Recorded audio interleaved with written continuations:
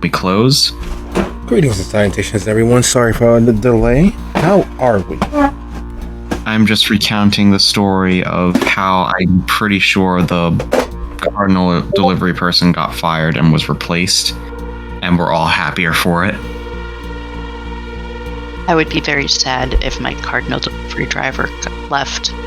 He is amazing.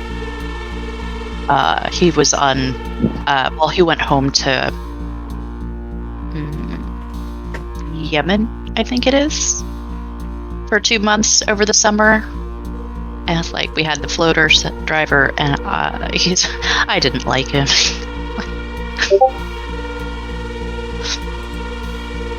I don't like when they replace our delivery driver. We had a really good delivery person, Boris, and then we don't know what happened to him, but he just stopped showing up. And then the new guy came, and he kept messing up our orders, and now we have a new guy who's actually decent. Good. I think I'm in a very vampire state of mind, so when you said Boris just suddenly stopped showing up, I'm like, yeah, he probably got turned. Oh wow, I think that's a sign that we are due to begin. Time to start. Alright. Well, running a little bit behind, I do apologize about that, but I'm glad that we are here. And as always, I'm very appreciative for the time you all donate to this lovely, lovely hobby of ours, and specifically to my own entertainment. Being completely and totally selfish with my thanks. It means a lot. Play is a strangely therapeutic moment, even with all of the chaos and trauma and drama that these characters bring into our lives. Does anyone have any questions, suggestions, hypotheses, or corners we need to round up? I think I'm ready to dive right in. Excellent. And for the record, does anyone remember exactly where we are? We are in Sophia's Haven after she just diablerized her own ghoul, or ex-ghoul. 3 of us are in the kitchen, and 1 of us is in whatever. I think it was the clean room. Yes.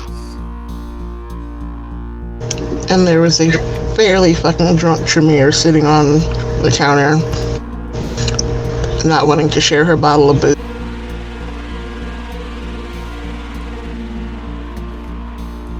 Yes. So, without much further ado, without much further delay, I'd like to say that this is officially Soup City Sins, Season 16, Episode 4, Meaningless Dry Voices Whispering. Now, normally we begin with a small recap, usually a brief snippet as to where we are and what the characters are up to, a few prompts in regards to where we last left them, the emotions that were going through them, and circulating in their environment. However, we're going to start a little differently. Knowing exactly where the characters are, knowing the heady moment that we have managed to survive, because that's literally what it is. In that moment, in that room, in that open space of the foyer and the living space of Sophia's Haven, you all were face to face, close enough to touch, a living embodiment of what it means to be a transhumanistic monster. The Samich, even including the common zeitgeist of the understanding of what the clan is, all individually and as a whole have an idea as to what perfection is. And they are always struggling and striving towards whatever that idea of perfection is. They are held down and anchored in their attempt to soar like Icarus and his son into the sun by their inability to ever truly shake off all of the Drek, Dross, and past that have brought them to that point. All of their failures, all of their valued moments, all of their valued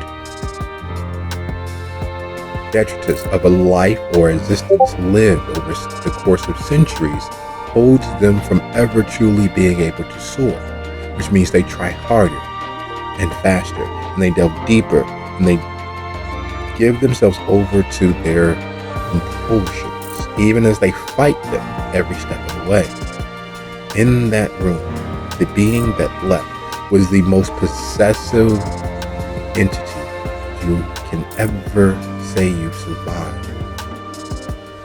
And they were seeking their things at any and all costs. Their vast network of unseen hands and eyes floating over the city, them being drawn to the bright, flickering embers of what was theirs.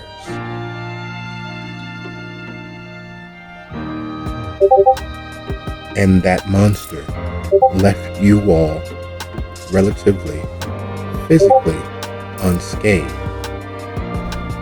And the reason why we belabor this fact is, imagine, if you will, the opening strains of a Al Green classic, For the Good Times, playing softly in the background.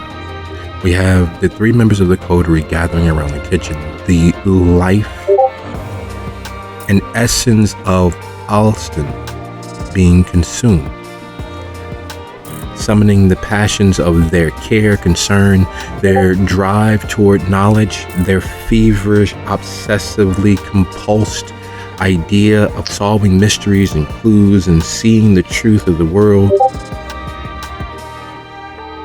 while in the darkened, safe, secure room, Sophia grieves in a way that none would think possible.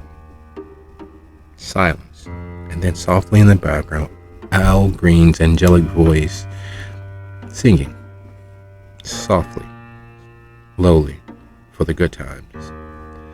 And that mixture and mix of what you've survived and what you are imbibing and what you are dealing with all but blots out the rest of the city. The bright, gleaming jewel that is Chicago. Because despite all of the statistics and all of the propaganda and all of the news of the day, while it is one of the 25 worst cities in the entirety of the continental United States in regards to crime, and while it is in fact a city that has operated vampirically, it has absorbed and grown over the years, so much so that it controls the water rights for nearly every contiguous northern suburb in the state of Illinois. It treats Lake Michigan as if it is its own personal cesspool. It, in its vanity and need to control, even changed the course of the river, the Chicago River, the Mississippi River, so that it would not shit where it eats. But out there in the night, other kindred are working towards their individual goals, their personal intrigues, most of which have been catalyzed by the coterie's actions. Over the last 2 years, the coterie, individually and together as a whole, have decimated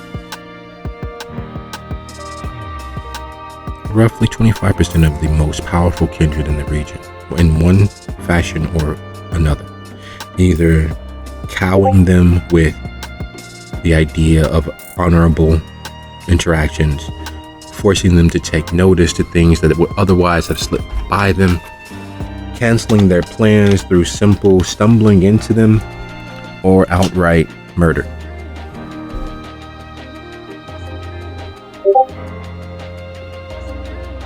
And beneath it all, the many, many compacts and contracts and agreements laying on the table, some of which have gone invalid due to the coteries' actions, others on the precipice of being torn asunder.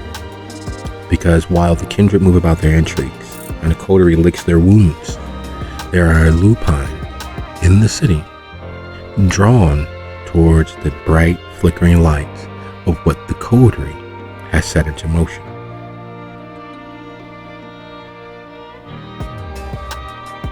So as Alston slips across your lips, Miss Sophia sits in the dark. What are we doing?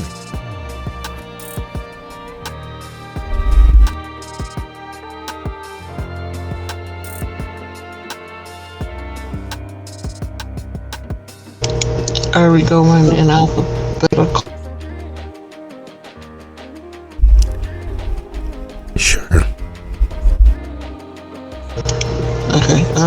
That means Hess would be looking at the other two, and the lupines have never been far from her mind. Now that the robot has shown up, it very much reminds her that that is also an issue. And she looks at them too and tries to focus as much as she can. I just want to remind you both that one shoe is dropped with the robot, but there is a second shoe with lots of teeth and claws, and there's probably multiple of them, and they also probably feel what happened here the other night, and they're probably heading this way. So we might not want to stay here, okay? That's why we went back to the shelter. Yeah, but then Sophia came back here, which was kind of stupid if you ask me. But who am I to say? If the Voivod has the stone now, doesn't that mean they're going to be drawn towards him instead? Power radiated from here. Power radiated from here, and the Bulbard got his own magics.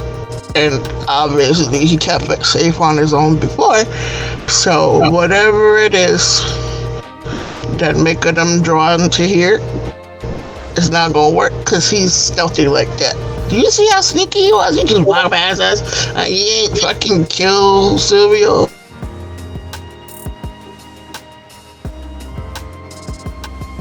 Yes, are you okay?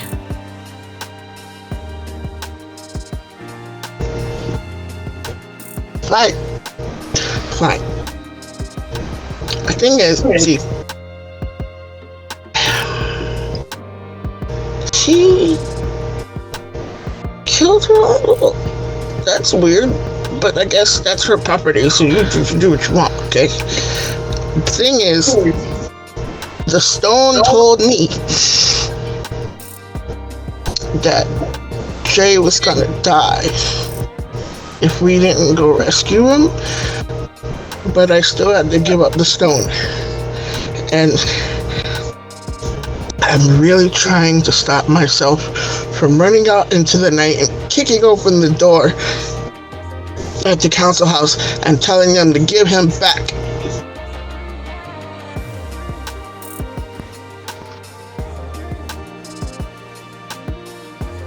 Are you sure it wasn't just lying to you? How did it know that? How did it know the things it was saying?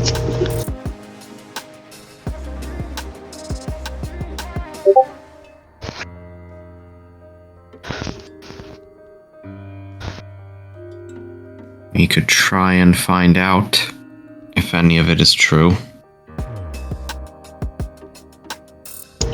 They said it was because he was trying to save Vivi. Vivi's still alive? I don't know. That it made it seem like she was because of what he's doing, but you know them. Any threat they're gonna fucking get rid of. So it's probably for nothing anyway. She tries to slide herself off the countertop, but height issues and drunkenness, I'm sure I probably have to roll something to make it to the floor successful.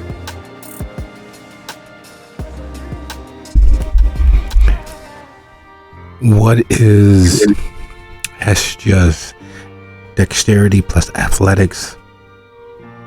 -2.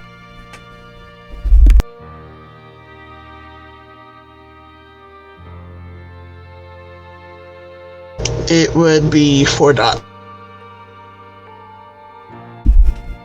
Taking half puts her at 2, so she needs to roll dexterity athletics and not fail.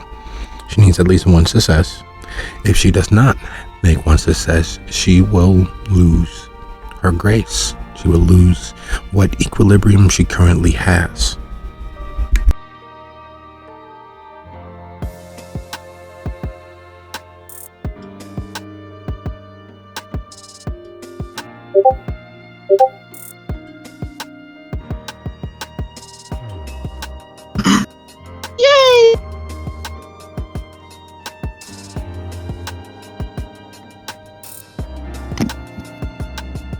You did it, but in reverse.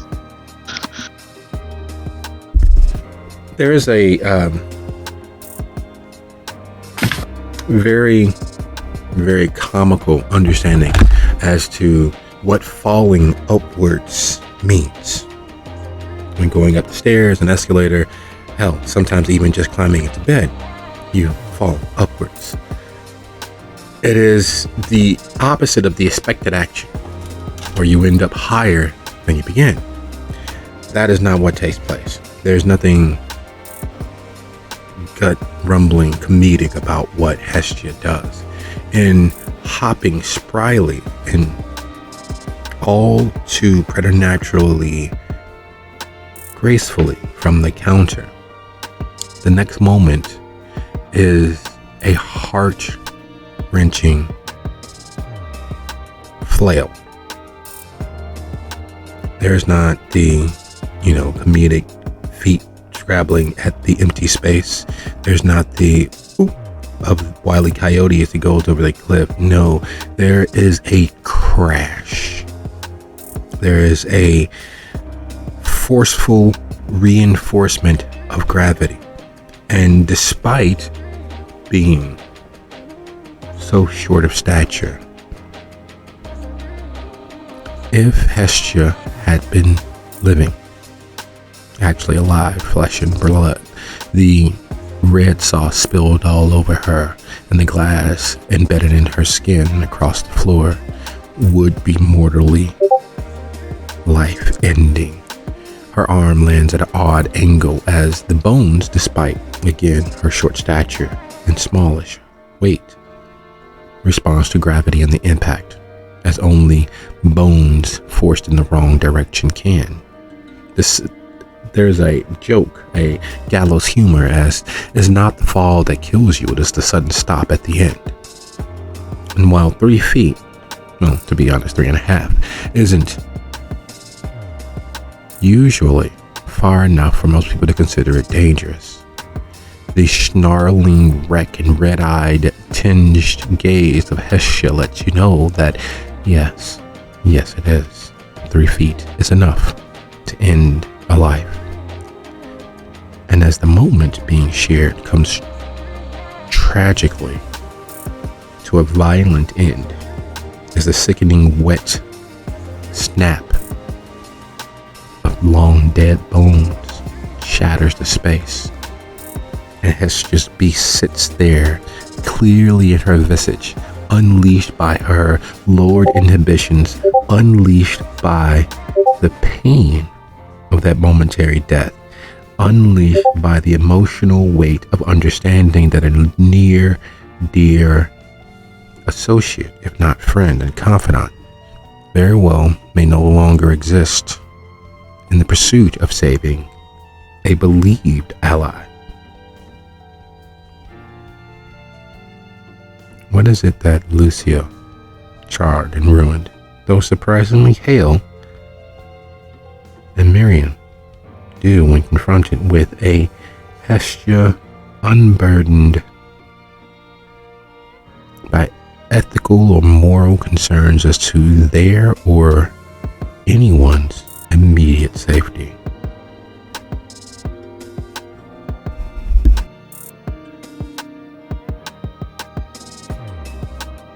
Miriam sighs and looks at the broken bottle. I wanted some of that.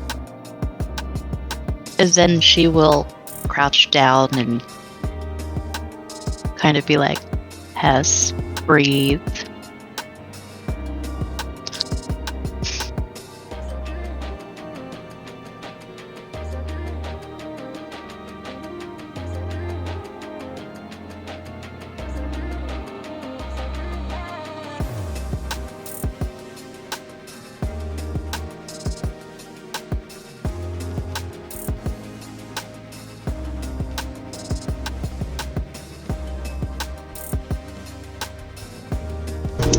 I think we lost Lucy.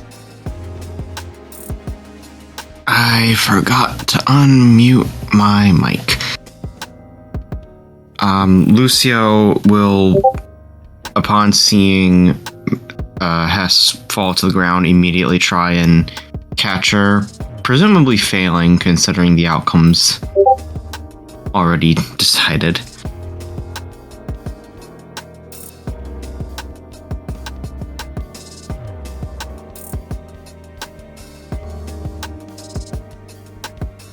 And he just asks, "Are you okay?" As soon as he sees all the injuries on her. And out of curiosity, at Hunger 3, is that going to be an issue, all this blood splattered around? Yes. It is always an issue. However, in this moment, with Lucio's humanity where it is, the sickening twisting and breaking of Hestia takes precedence. The scent of the alcohol-tinged vitae spilled across the ground is secondary to watching a train crash happen with mortal flesh.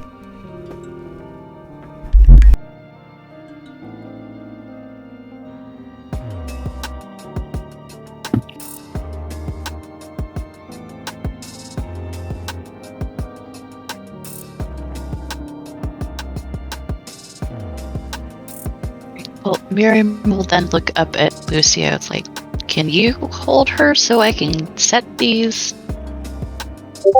Yeah, sure. Lucio will try to prop her upright again. Moving closer to the snarling, vicious monstrosity that is a Hestia unbound by ethics or morals.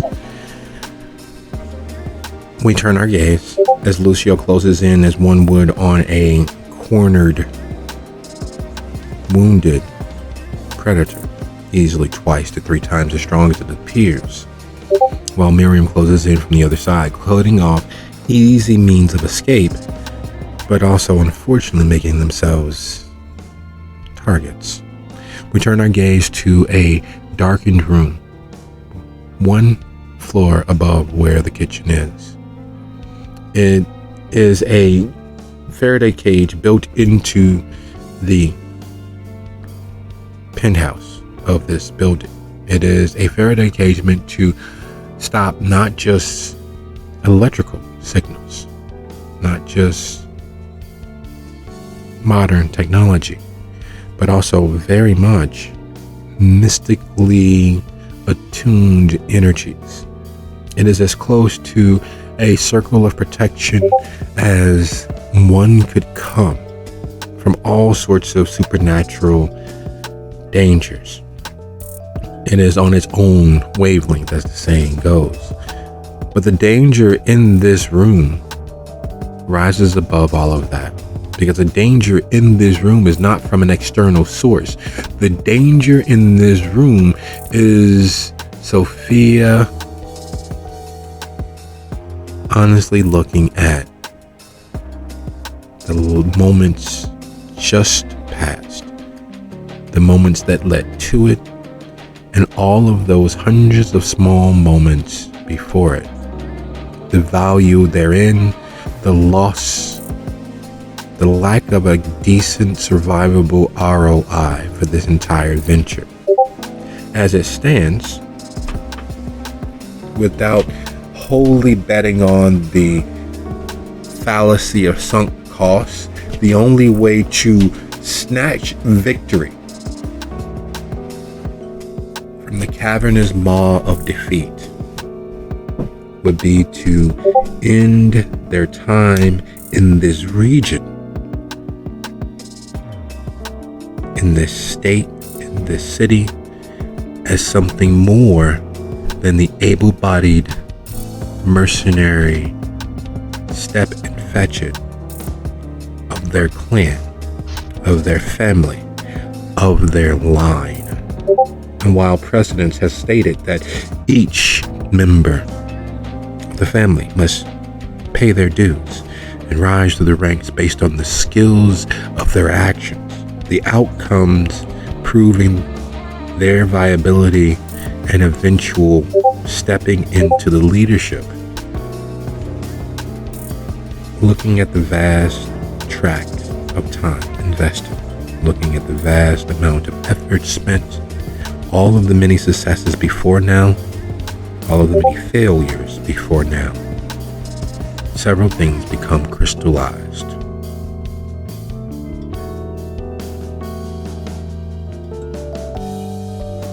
Eat or be eaten.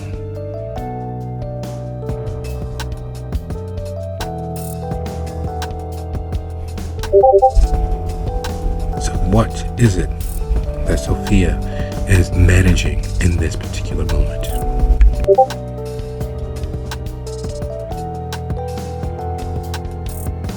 Well, having had her 5 to 10 minutes of weakness, she's got to get back on task. So she will leave her little darkened room of safety, and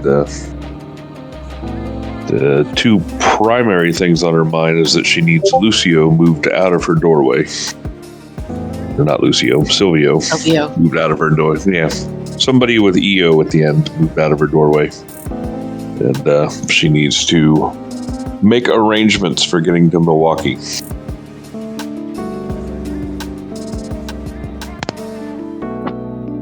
Which she will probably do by hiring a private jet from a small airfield, because driving to Milwaukee, as she understands, is rather treacherous.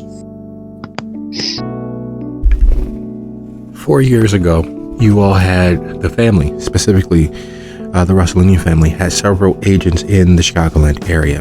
They were in pursuit of several individuals who were connected with a pseudo-religious organization that was called the Knights of St. Judas. They had been co-opted and utilized as assets by these pseudo-religious individuals. So much so that when the information spread, there was a KOS passed down amongst the entirety of the Rossellini family. If these three members of the family were not able to extricate themselves safely from the clutches of the Knights of St. Judas, they pursued their handlers north along the Dan Ryan towards Milwaukee. Even with them being tracked, followed, and accosted by the spirits sent by the other members of the family in the region, they disappeared just before the 94 and 41 split. No one is sure whatever became of them. Rumors and gossip being what they were, and spirits being untrustworthy, even when being frayed and flayed into non-existence. The one thing that keeps coming back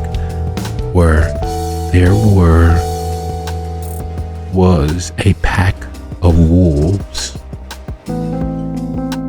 not coyotes, which are local to the area, not large dogs. There were wolves seen chasing them down the expressway, and that is the last anyone has ever seen of them.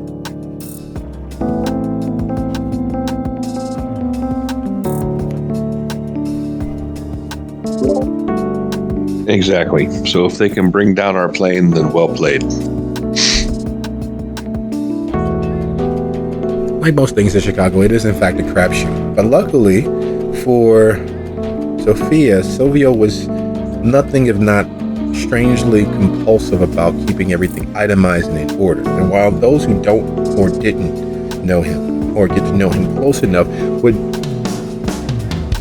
barely find that even possible considering his size, his bulk, and the natural biases that come from such, Sophia is not one of those individuals.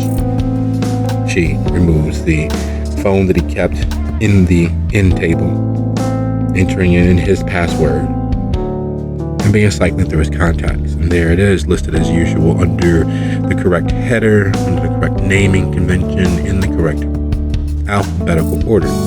There are several livery services that service the undead, trustworthy, and he has them denoted by star rankings on the left of each name. The 4 and 5 star ratings are his minimum for trustworthiness, and unfortunately there is but one still operational. And so Sophia reaches out. How? Does she try to send a text? Does she call? Or does she email?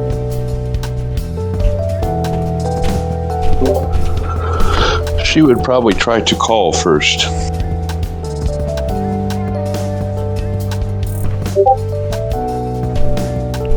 Good evening, Night Flyer delivery service.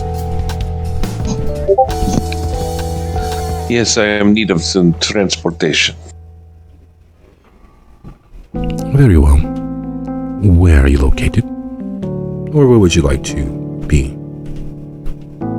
Currently, I'm in Chicago, and I would like to be in Milwaukee. I would like to do this first thing tomorrow. Oh. Usual hours of operation, or is this an express visit during the day? The usual hours. Excellent. We have a livery agent not far from you. How familiar are you with the area? Are you a local or visiting? I'm not a local, but I know where I am. Excellent. We have a shuttle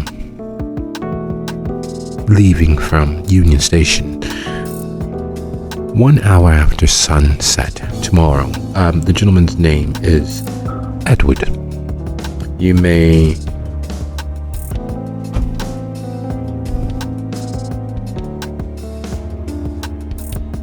or would you prefer non-road travel? I understand the trip from Chicago to Milwaukee is extraordinarily treacherous.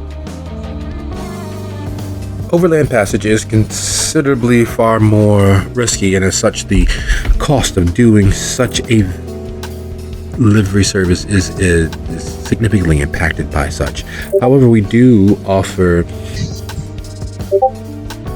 flight. That sounds wonderful. Excellent. How many in your party? 4, I believe. Excellent. You may meet Edward 1 hour after sunset and no later than 3/4 of an hour from that point. He will escort you safely to our vehicle. I realize and recognize the number which you are calling from. Would you be using the usual method of payment? Does she know what the usual method of payment is? Oh, yes. Silvio, despite his servitude to the Rossaligi family, is unfortunately what would be considered an independent millionaire. He's independently wealthy. Of course, that money and those funds are in several hundred different accounts and solely used in the service that he is bound to.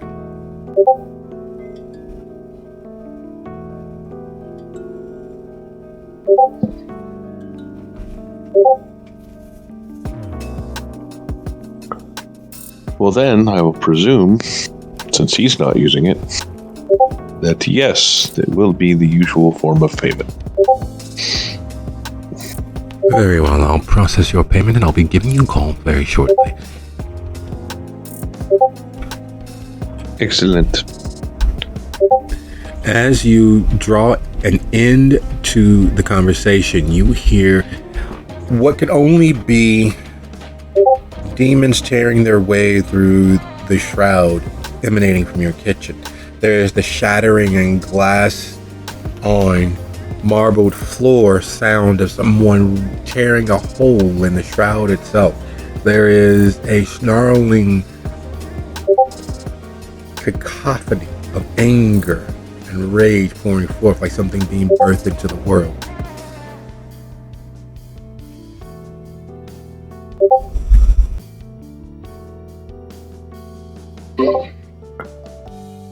She will sigh and head that way, muttering to herself in Italian something about why everyone needs to break her shit now.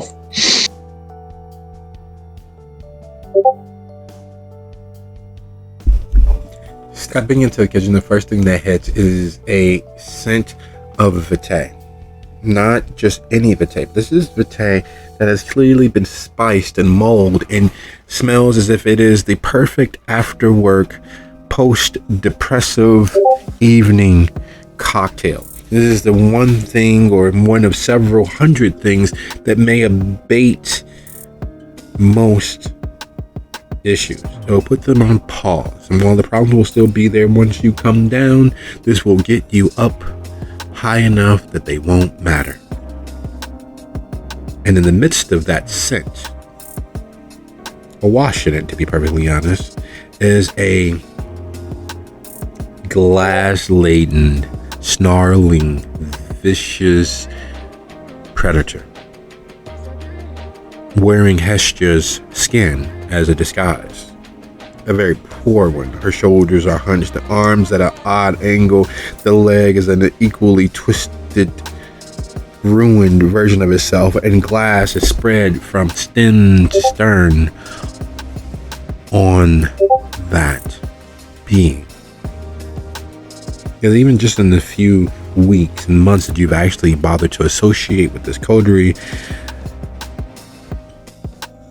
and as much darkness as you've managed to help them find in themselves, there are certain truths that are widely known. You never get into a land war in Asia. You never engage with a Sicilian when matters of death are concerned.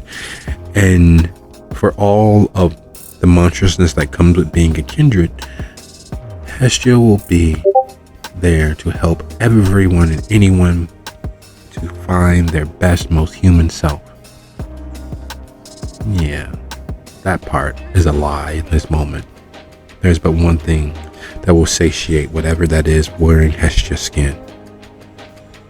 And you've had enough death for the moment. For the first time in a very long time, you are perfectly satiated.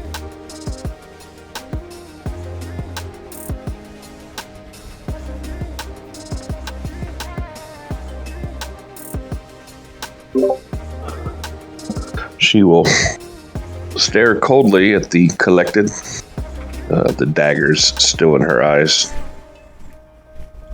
She will just sigh, leave the room.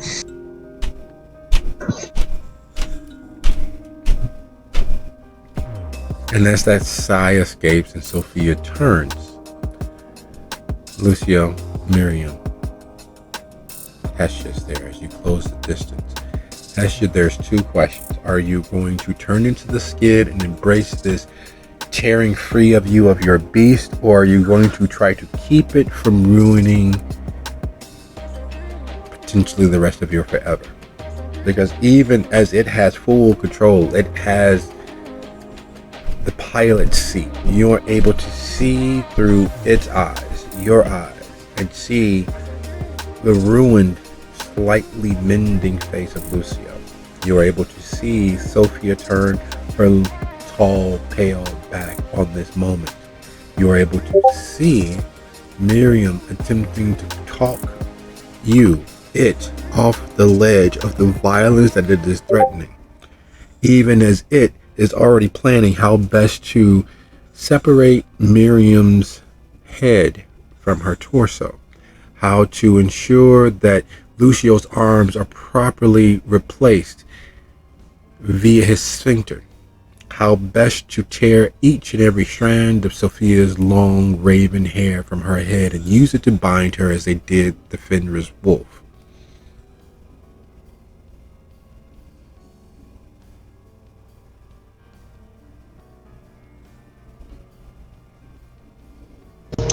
While all of that sounds incredibly fun, has at the heart of her, despite all the darkness that has befallen her lately and that she's dabbled in, at the heart of her, she still cares about them very much. So she is going to fight it. Excellent. Would you be so kind as to roll 1/3 of your humanity and your unspent willpower, DC 3.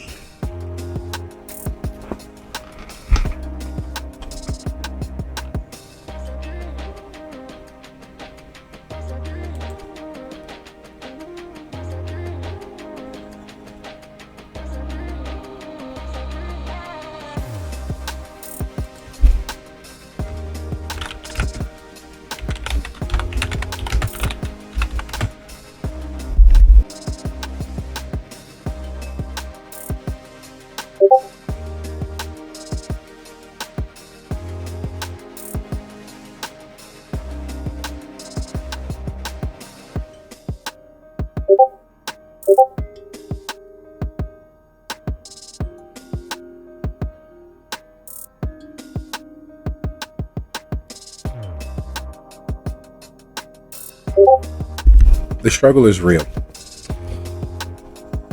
Partially because Hestia in and of themselves are very stubborn and very focused and very driven towards achieving their goals. Their beast is no less so.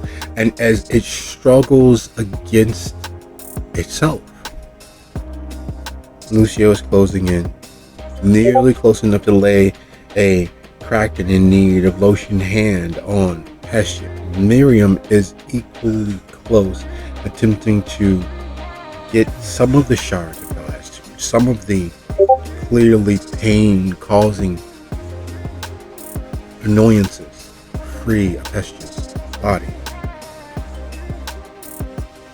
And as the snapping and snarling goes dead, as if someone threw a switch, the eye still blood-soaked, the slightly red glare to their eyes, the twisted claw-like shape the hands are in.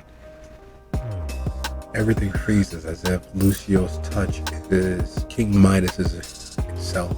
Instead of turning to gold, has turned Hestia to stone. Even the low, guttural chest growls in.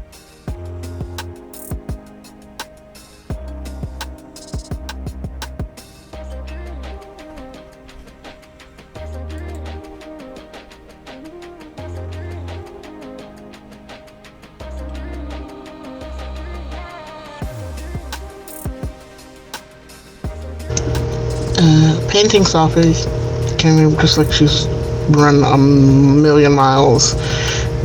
She closes her eyes and just tries to sit very, very still as they pull the glass and speak to her. So she's just trying to be very, very still. And under her breath, I'm just tired of being hurt, tired of everything just falling apart. one little mistake. It takes it all away. And just like on and like on loop.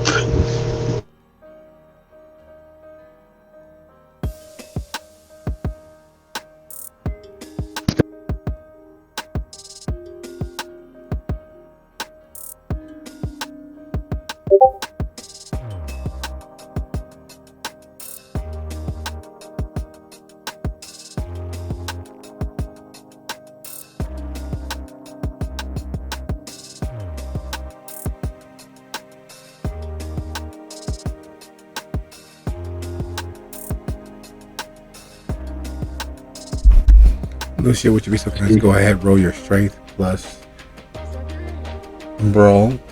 As long as you don't have a failure, holding Hestia still against herself is not an issue. And while that happens, Miriam, would you be so kind as to roll your dexterity plus medicine, DC 2.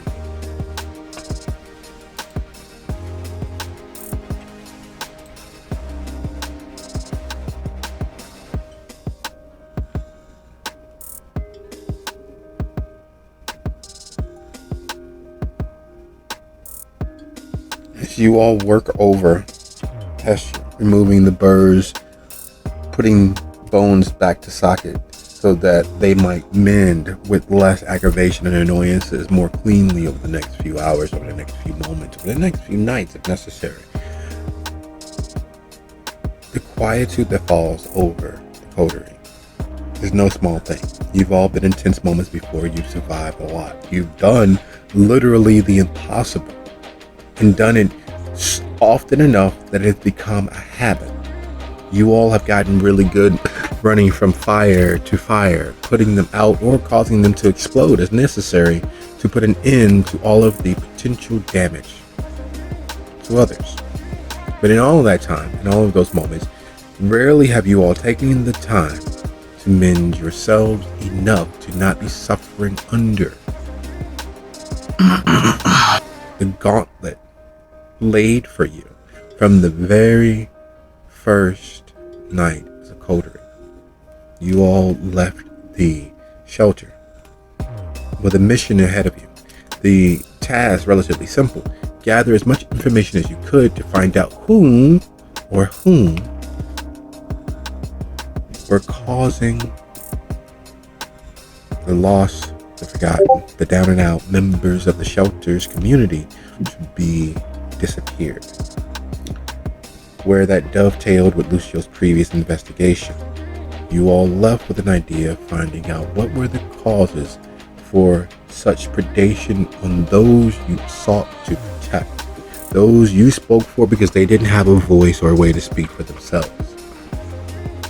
Simple and ideal, but here we are 2 years later, and each of you, Hestia, Lucio, Miriam, and Sophia, have experienced more loss than gains. At least as far as you can put a finger on.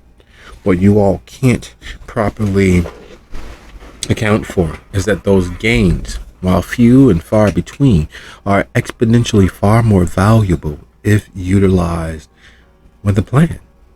If there is a way, a path that you choose to trod and remain on that road, all of the distractions, all of the many threads of others' machinations pulling you hither and thither, to and fro, back and forth across the city, across your connections to others and to the world at large. But through it all, there is a path forward. There is a way to ensure that exponential growth, those gains you have made with each other and others, can be your shining path forward. And as you all remove glass and reset bones and hold each other against the storm assailing Hestia from within, and you all equally in measure, what is the plan for the next few hours until the rising of the sun?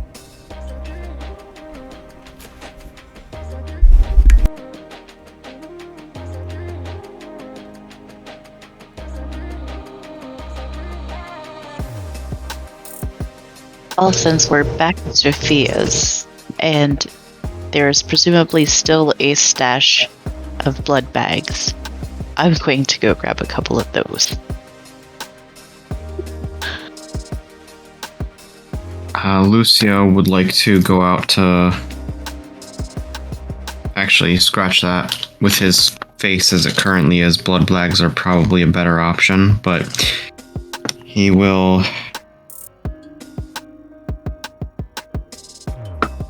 ask Sophia's permission before taking any.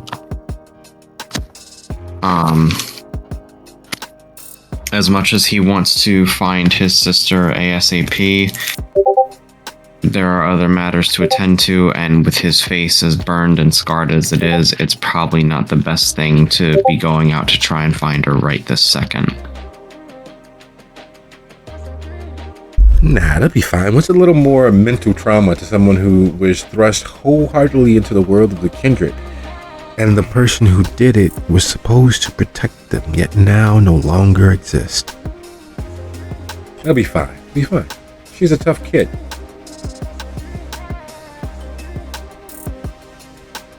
And there's always... Character. Lucio survived, didn't he? Yeah, he did. And there is, of course, the very real consideration. How much did your dear old dad reveal to his little squirt? Or worse yet, did he do what he did to your mother and father, to your sister? Could you imagine you show up a wreck and ruin, and she doesn't even know who Lucio actually is?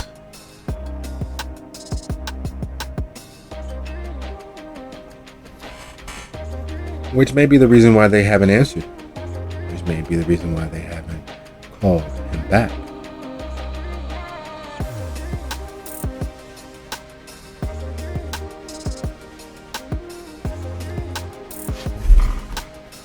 And speaking of calling back, Sophia's phone vibrates in time to a song she's forgotten, as she knows. But it triggers the immediate understanding that it's something that she should. It's some tune that she's heard. And she's heard quite a many few over the course of her existence. So it is a most problematic understanding, a moment where she knows she should know something, but she's not sure why or from where.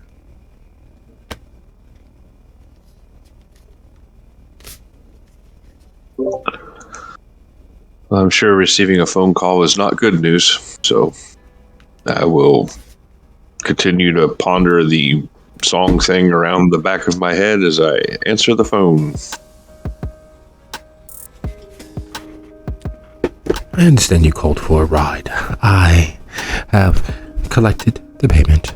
You are scheduled to meet Edward at the Union Station no less than 3/4 of an hour past sunset. Is this correct?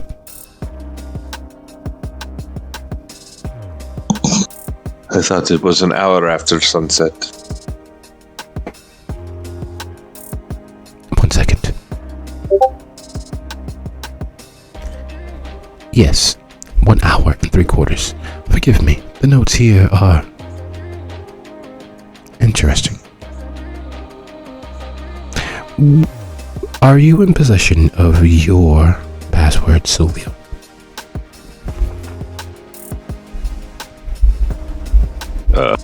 Am I in possession of Silvio's password? The thought is a troubling one. Someone that is put together as Silvio, what might his password be? He has been the steward and head man of your household for what seems like forever. What would his password be?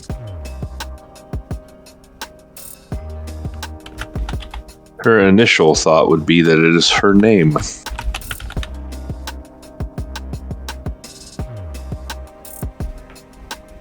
Beyond that, With that thought in mind,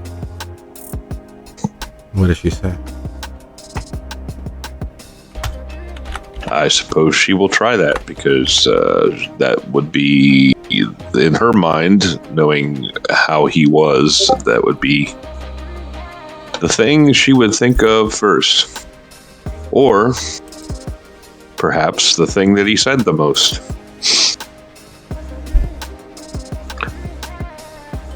So she will say, she weighs it in her mind briefly, and then she says, sure thing.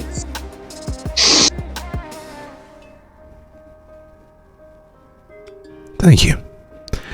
Your trip has been booked. We await your arrival, you and your 4 guests. 3 guests. Oh. Four of us total. I see. The notes have been a bit inconsistent as of late. I do apologize. I will speak with the operator post haste. Is there any other information that may not have been notated? Your trip is from Chicago to Milwaukee via our air service. Yeah, we'll probably need a car when we arrive, but I can arrange for that separately, or at least pay for it separately. Very well. We do have arrangements on the end of your travels. Will you be needing return passage? That would probably be amenable. Yes, I believe we will need to return to Chicago at the end of the night. Perhaps the next night. Let's go at the next night. I'm sure I can count on the hospitality when we are there. Just for the safety of time. Very well. Thank you for your patronage, and we look forward to depositing where you are needed. Enjoy the remainder of your evening. And you as well, sir. And as the phone ends, it is no small feat to not feel that warmth, that invisible presence of a large shadow falling across your back with what you most need in that moment. In fact, you can feel a presence at your back as you fight off that mental touch. And it's almost impossible to not turn, expecting that large shadow to be Sylvia. Instead, it's Lucio. Even burned to within an inch of his existence, he's still a tall man. He's still solidly built. Not as wide, not as overly muscled, but development of muscle is something that stops upon death. Unlike with Silvio, who had years and years of exposure to vitae, and used daylight hours to perfect and better himself, to be more of service. Silvio stands there, the same dark eyes, bushy brows, even amidst all of the scarred ruins of his survival in the sun. Impossible, but you see the effects of such.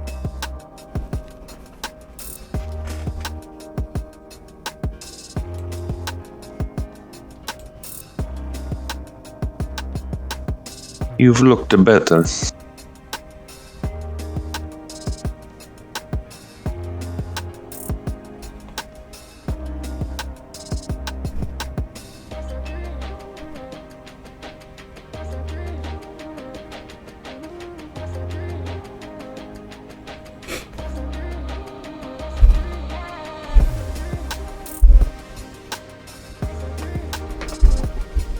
Lucio, you muted again? Apparently, yes. Lucio's response was, I've felt better too.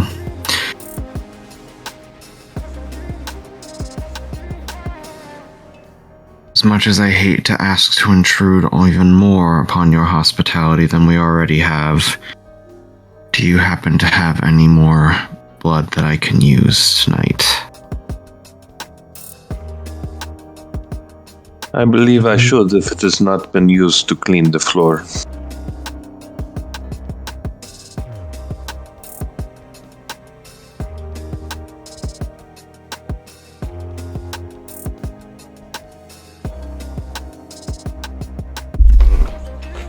Is Sophia attempting to remain composed? Is Sophia attempting to keep all of the many vistas and worlds inside her in this moment?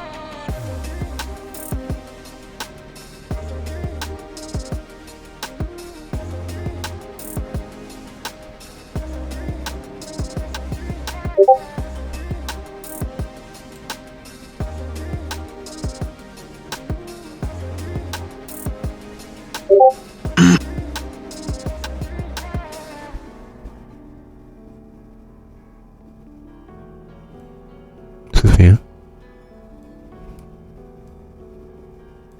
Yes, sir. Is Sophia attempting to remain composed? Is she attempting to keep the dark wall of the raw sea line impenetrable in this moment? Sophia is nothing if not composed. Excellent. Would you be so kind as to go ahead and roll your composure plus persuasion? And Lucio, ever the deductive wunderkind, would you be so kind as to go ahead and roll your wits plus either persuasion or subterfuge?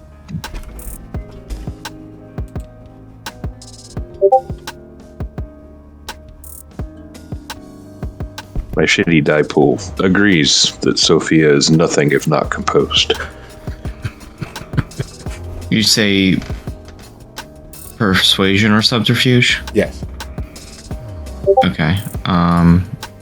Subterfuge then.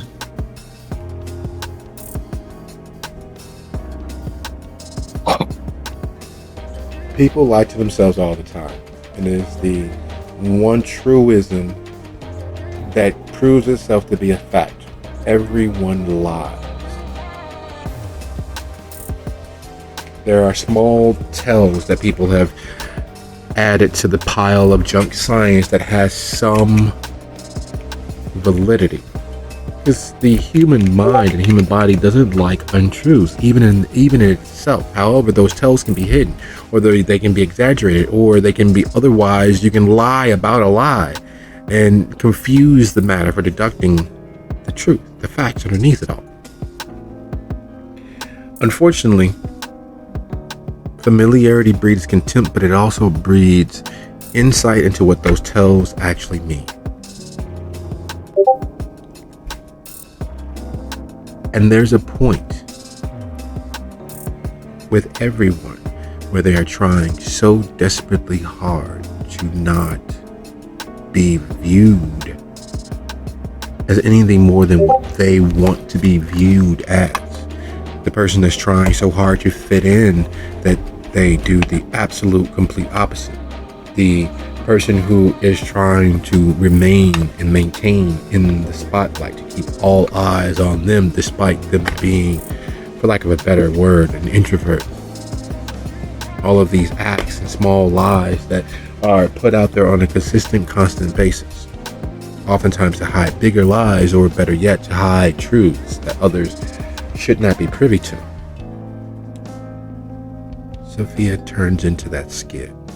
The cool aloofness that she has held, the dark professionalism that she has put on as a facade, that she has worn like armor, is several degrees thicker than it should be, several 100 degrees cooler than it should be, than it could be, than you know it actually to be. There is a familiarity of being in a similar moment, of being so beset by the traumas and dramas of this existence that temporarily the cold, the absence of everything, is all there is for solace. And Lucio recognizes it.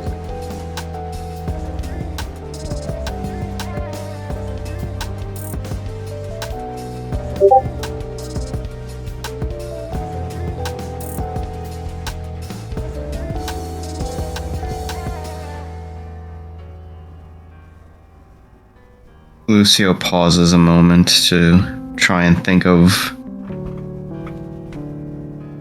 what to say. And in the end, all he can really manage to say is, I'm sorry things happened the way they turned out. I know that doesn't mean much to you, but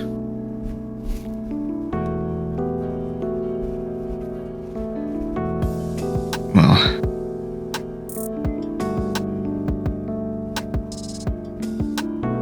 you're welcome to hate us if you must. But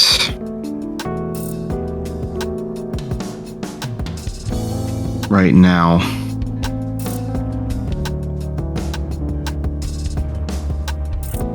we may need each other more than we realize.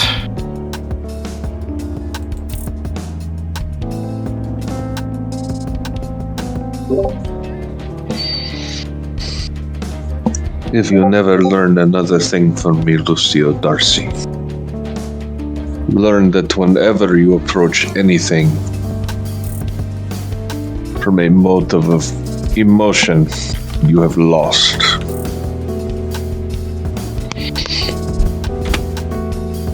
Duly noted.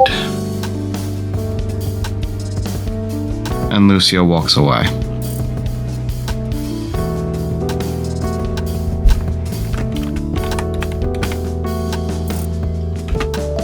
There's blood on the offer. There's blood to consume. Now, as Miriam said about finding more blood, which there is, the one question, the one deciding factor here, does Miriam have iron gullet?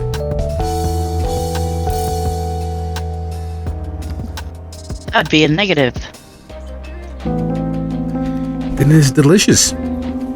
You have never had this particular bouquet of blood. It is somehow just spiced enough with that dark, almost umami swirl of, there's a little melancholy, there's a little sexual titillation, there's a little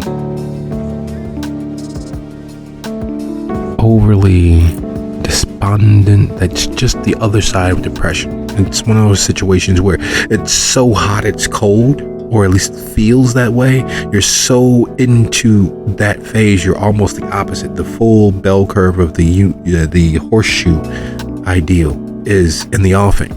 It swirls and it tastes. There's a dark, almost chocolatey sense to it. And then there's a little mint underneath, which is an interesting and nice little touch. Would you be so kind as to roll your stamina plus survival DC 3? Because it is an interesting decoction. It's as if someone took several different donors and managed to get them to all divvy up into a large vat that was cooked and heated and mixed together in such a way as to blend them into an emulsion of just sustenance. This is really good. I've never really had bagged blood before, but this is surprising that it is such a interesting mouthfeel.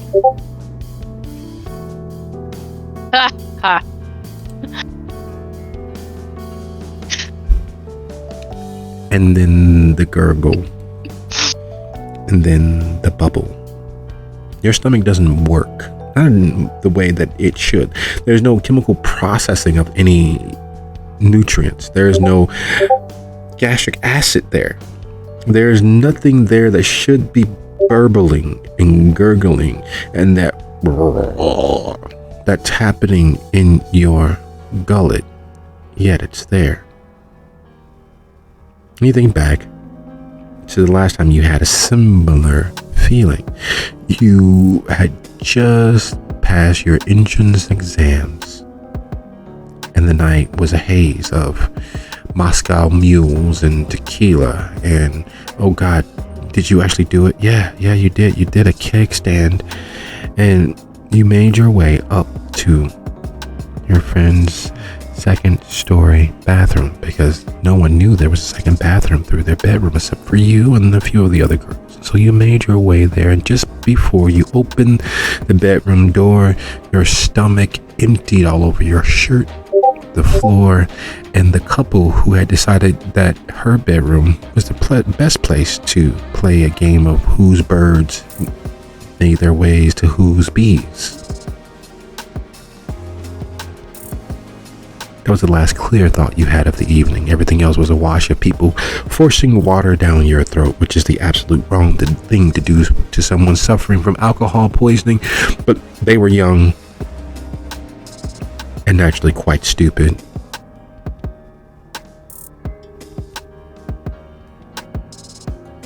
And you have that feeling now. It feels as if the blood is fighting with itself in the lining of your stomach.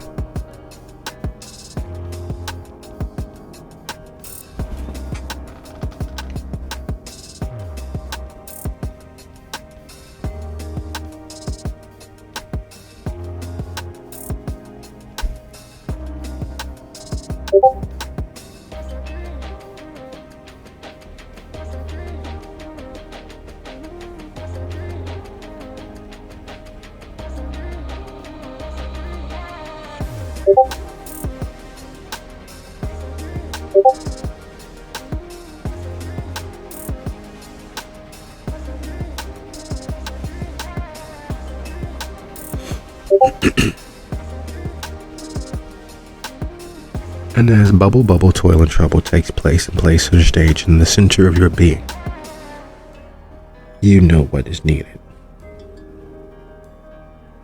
It would be a waste in your immediate opinion, but you know what will put your being at ease. The question is, do you?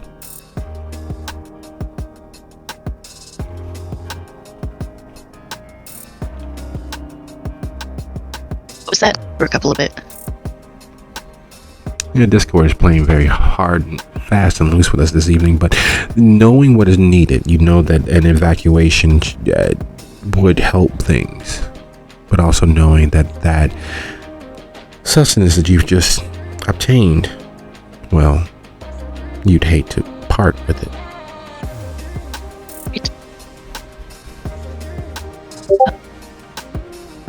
I will just try to write it out. Excellent. Go ahead, spend one willpower to keep it down. Keep it from evacuating quickly and heinously from your system. And while you turn green, which is an interesting idea considering how, in fact, you truly are dead. Yet the clear ill at ease that washes over you is visible to Heshu, who is sitting on their haunches, their arm having been reset, their leg having been equally forced into its right and correct position. The remnants of the glass shower she took still there, but less garish in this moment. Arms folded around their knees, watching as Miriam drinks that lovely, lovely blood down and turns as green as Elphaba from The Wizard of Oz.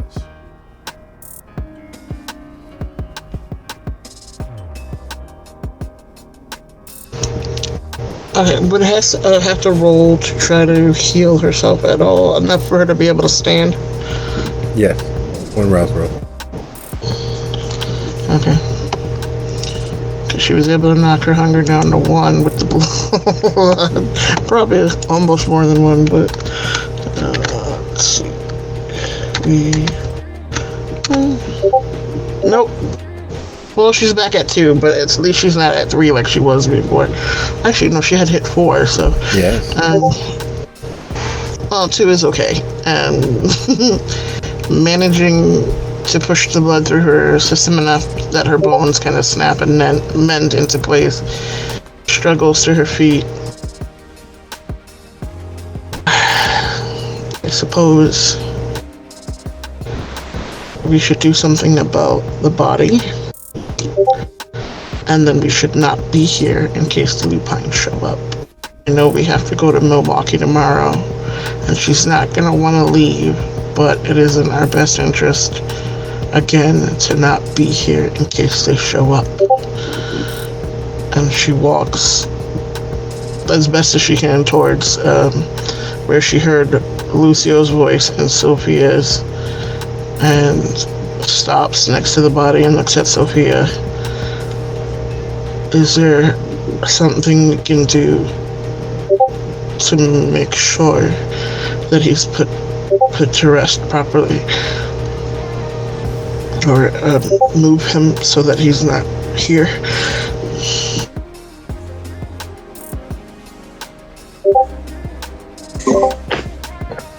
He can be moved to his room.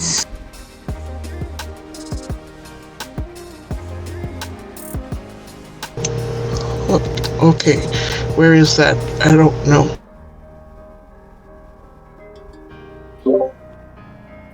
She will tell you where it is. I don't know out of character where it is. I know it is on the second floor where her rooms are. And has Lucio already walked away back towards the kitchen, or is he still standing there? He's starting to move to find sustenance. Before you go, help me, please. Put him in his room. Fine. And Lucille will return to help.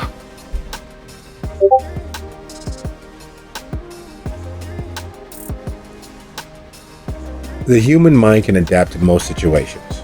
In fact, it can adapt to any situation if given enough time to process in its own particular way. Everything is survivable because at the end of the day, the human mind, like the rest of the human machines, designed for survival. You adjust, you find traits that become habits that become tools that you use in any situation that leads to it or that gets you through those traumatic moments.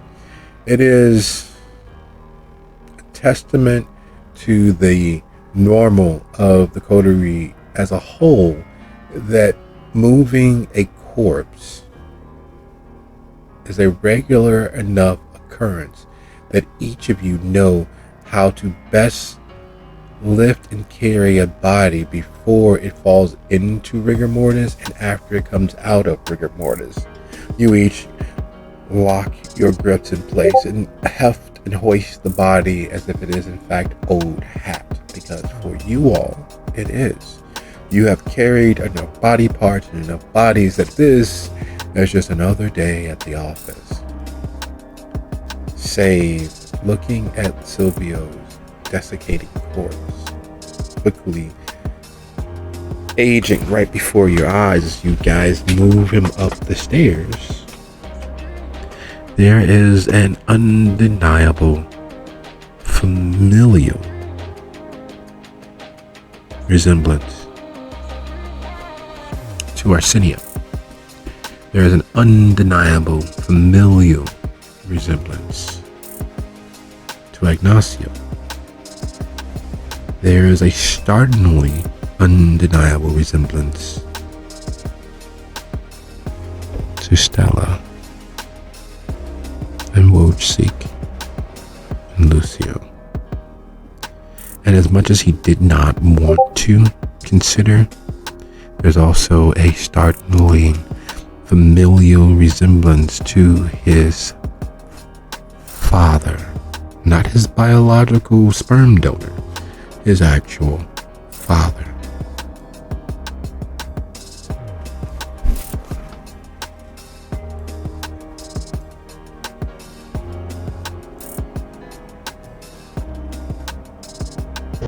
Yeah, it has this full on no good, like tears streaming, whispering I'm sorry over and over again as she's moving him. Like he's not, like Lucio's not even there, but she realizes he's there, but she's talking to Silvio.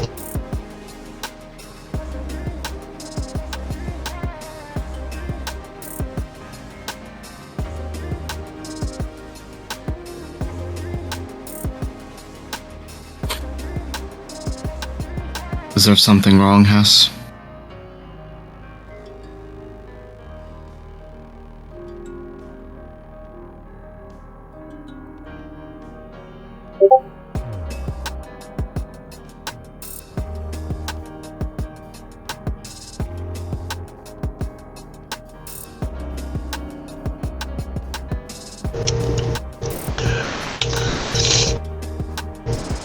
I just feel like we ruin everything we touch.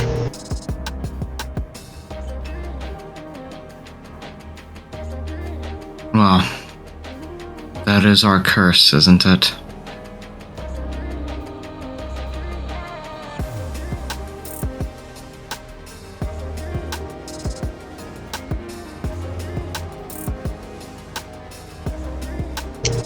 She just kind of nods, and the last time we did this, Silvio was actually involved, and he helped me move the body from my office.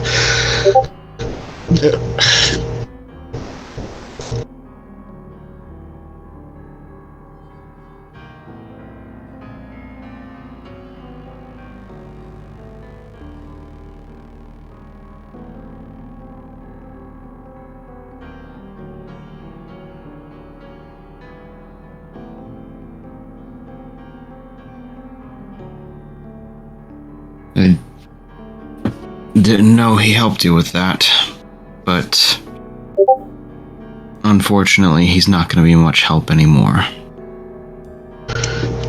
Do you know she loves him? She loved him. I mean, it was, ghoul owner, whatever you want to call it, but there was more there. He loved her too.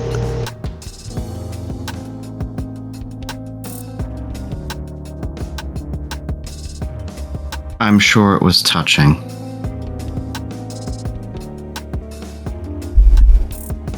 You know the parallels between that realization being echoed. There are some things that you understand, some things that you know, and some things you're okay with not saying aloud because they stir up things.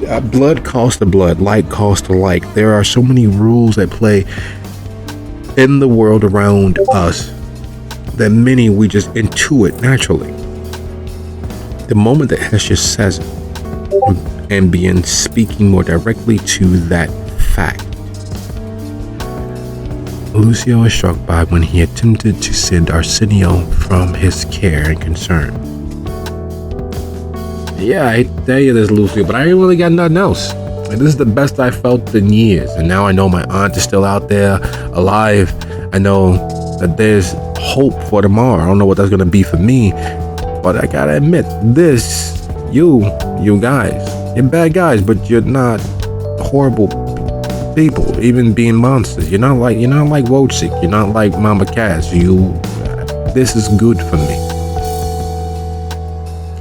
And then he remembers all of the loving photos taken of a space that for the first time in Arsenio's existence was free of the family, was free of the Castiglione Tories. Remembers all of the nights rousing and coming upstairs into the living space where Stella, Faye, and Arsenio were in the midst of a show or smoking a bowl or having a conversation as to the ramifications of actual organized crime or otherwise engaging in philosophical discussion. The laugh of Faye, slightly lower than it should be because she was still, as usual, a little more stoned than she should be. So interjecting valid points of argument that are based solely on logic devoid of, well, real life experience. The knowing looks from all of those dark eyes looking at him as he made himself known and made his way back to the shelter, or made his way out to see Elijah, or made his way out to see night as a whole. The safety that they took part in and Arsenio ensured remained during the daylight hours. That willingness to do no matter what, because this was the best for him. Not because of the supernatural compulsion, not because of the ties of the mystical and magical, but because being this close to the death that is Lucio incarnate was the only good he had experienced.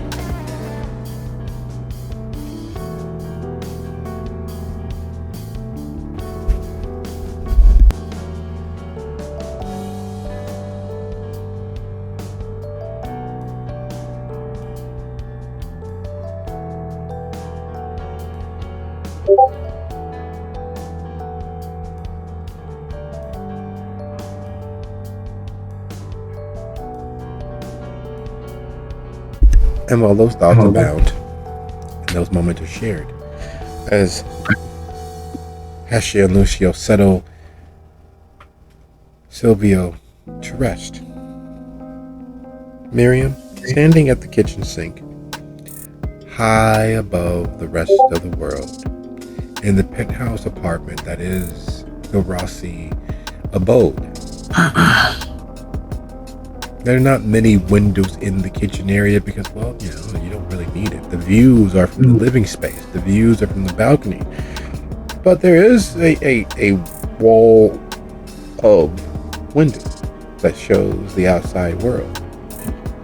There's something about light and need, and without Silvio having triggered the blinds, the shutters that close over the windows, it is a lovely view of the lake.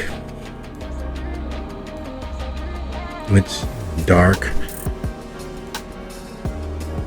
endless void mirroring the wanly starlit sky. And as the stomach responds in kind to the fractionated blood that they have partaken of, would you be so kind as to roll your wits plus awareness or insight, whichever is higher?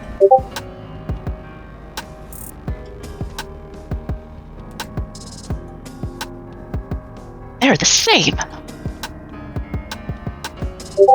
Dun dun dun.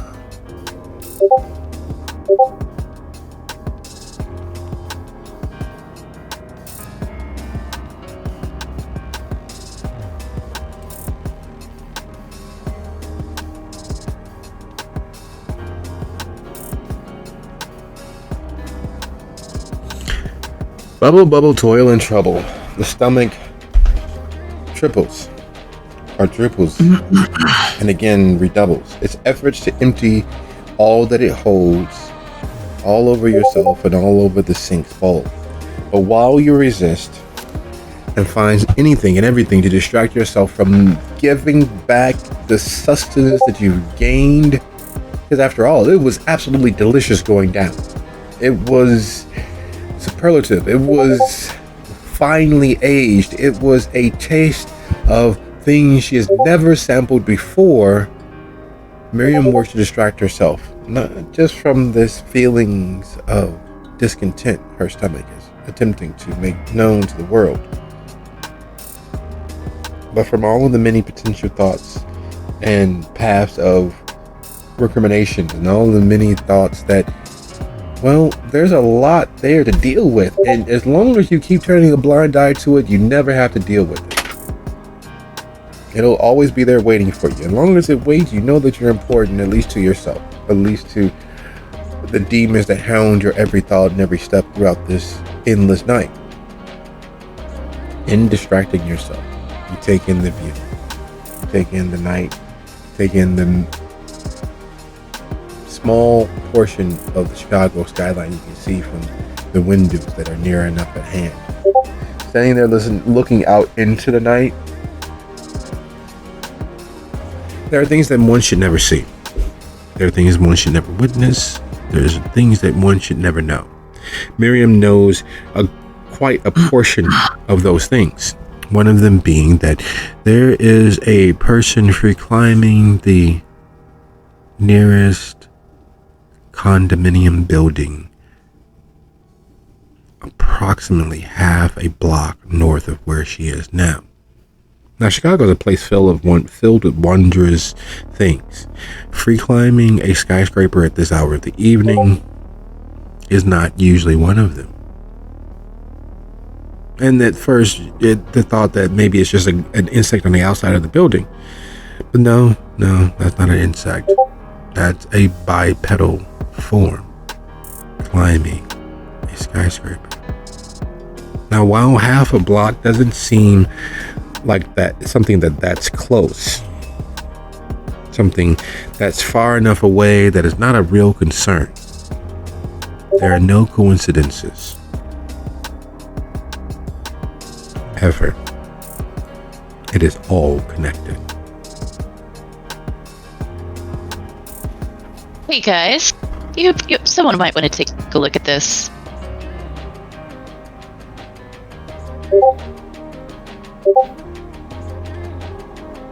Is this something Lucio hears? So Hestia and Lucio would have gotten Silvio to bed by now.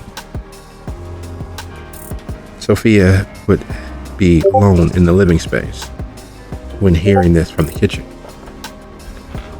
Alright, then Lucio heads over to have a look. I point out the window at the other building. And when she does, Lucio Really a person climbing that, right? I'm not just seeing things. will turn on his heightened senses to try and have a better image of it. Lucio is pretty tall for the average man. He's a little bit above the average height.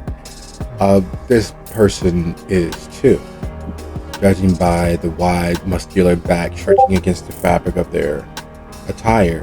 It is clear that they are well muscled. It is clear that the bicep is approximately as large and thick as Hestia's thighs. Not quite so large as or long as Lucio's, but close enough that from a distance they would appear the same length, though almost twice as wide as his own. It is clear that this person is free climbing a condominium far in excess of the distance that would be life-ending, and they're doing so at night. It is clear from this distance that where their fingers are finding handholds are not their fingers finding handholds. It is their fingers making handholds, which are then filled by their feet as they use their strength to pinion themselves up. It is clear that all of that lovely long blonde hair pulled into a ponytail is considerably coarser than it should be. It's almost as if you shaved a dog and his hackles are on end. And then there's the fact that there's already a person standing on the rooftop of that building, waiting.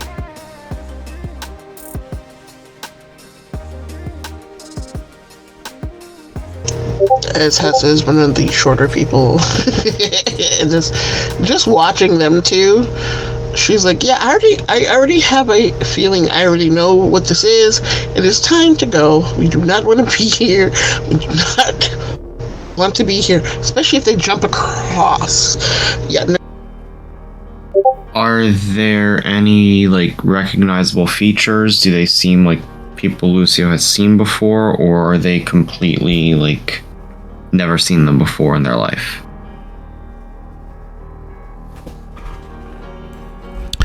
Funny you should mention that.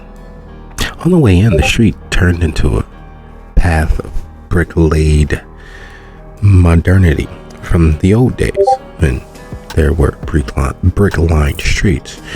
The many people, their styles of clothing changing and shifting as you all made your way here tonight. You can't be 100%, after all, nothing is, but you are far in excess of 70% positive that you've seen that height and build, that yellow hair standing, watching, eyes focused. And the person on the top of the building, that very garish, old school trench coat, stood out and was one of the people that you, if you were to lay a bet, that you saw on the way in. Unlike the spirits of the past and the average humans that you passed who were shifted, washed, and remade in the image of the time zones you were passing, the epochs of ages that you were passing to get here. When the box was reaching out, when the stone inside the box were making collect calls to those aware of such power. You are positive that those are two of the three faces that you saw that stood out even more.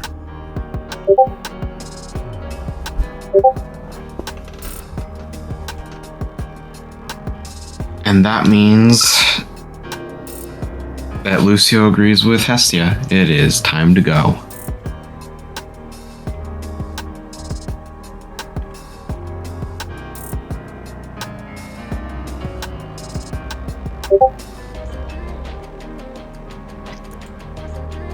I can't say that I disagree.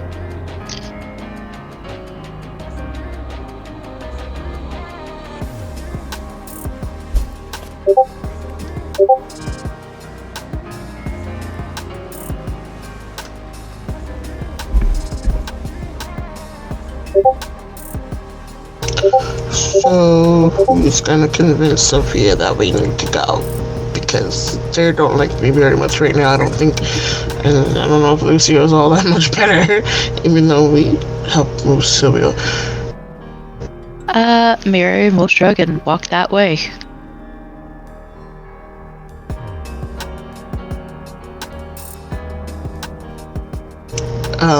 Once Miriam walks that way, Hess is going to make somewhat of a ham-fisted. Well, she's pretty good at cleaning because she was a botanist and scientific and all that stuff.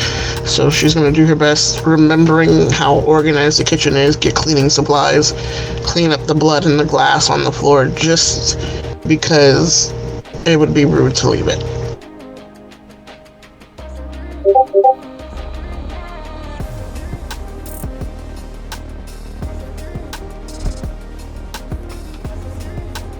Bending to clean, finding the supplies, knowing how obsessively ordered Silvio was behind the closed doors of the shelves and behind the closed doors of his assistants. It's easy enough to begin and easy enough to do. In the doing, while not immediately aware or understanding of what those sigils mean at several places throughout the kitchen, Hestia, being a member of the mystic community, is considerably more curious now, because everything has a place and there's a place for everything. And sigils typically are decipherable. They're typically things that just in passing she's able to work out the meaning therein and thereof. However, these are not so. As she cleans and works to remove the offending stain and broken glass, it sits there for her. She realizes that she's seen them throughout the various portions and places of Sophia's table. While she does that, and Lucio does what? Gathers his things and gets ready to leave. Maybe take a gun or two from Silvio's armory that he mentioned he had as an extra precaution. Yeah. And Sophia. As Miriam closes the distance, the final third member of the triptych up the coterie to which she is now tied.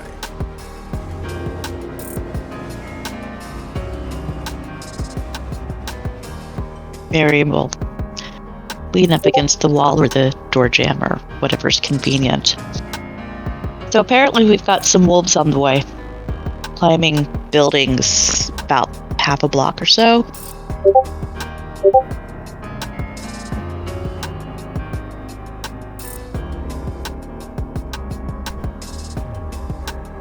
Then I guess it is time to summon the neighbors.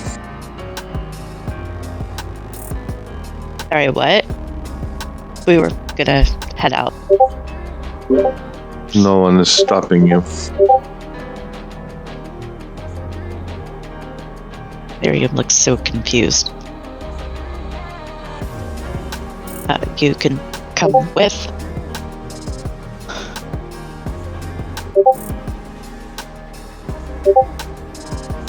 I have had more than enough intrusions into my home.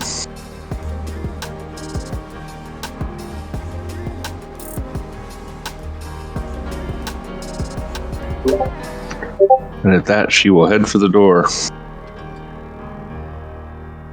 Alright, we'll head back to the other two, still looking very confused.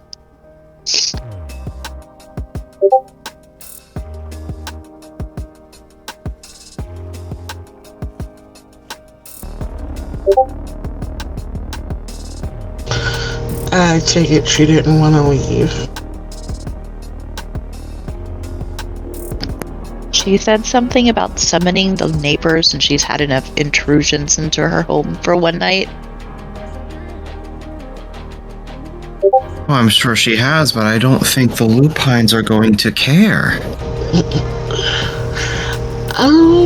Well, see, what happened one night is while we were all here,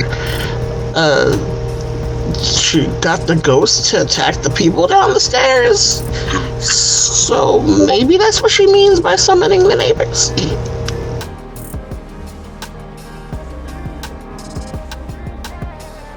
Hopefully. But see, that makes me wonder, because I know tonight we had Nash show up, and he was able to actually physically touch us. So, ghosts versus lupine fight?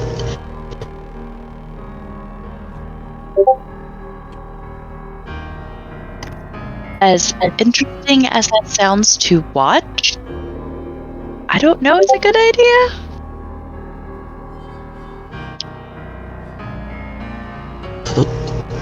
Well, I fairly fucking agree.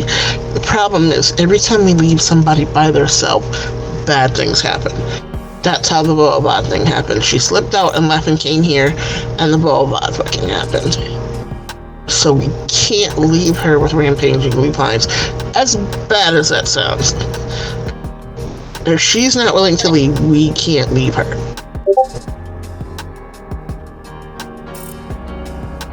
We could take her with us, whether she wants it or not.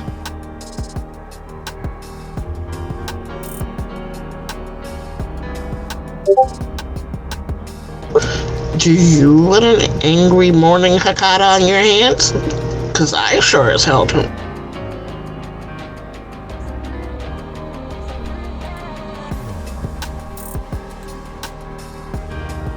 So you want us to stay and fight werewolves? Is that what I'm understanding? Because this one person is going to be so stubborn that they think being angry about an intrusion is going to stop them.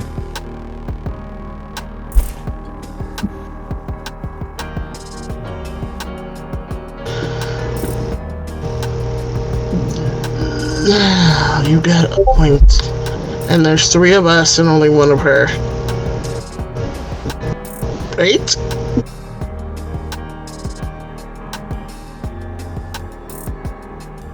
Here, just to avoid any further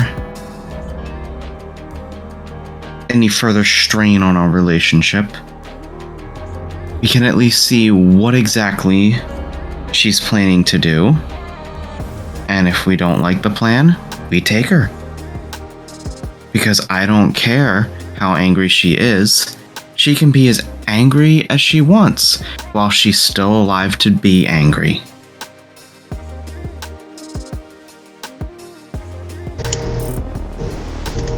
Good point.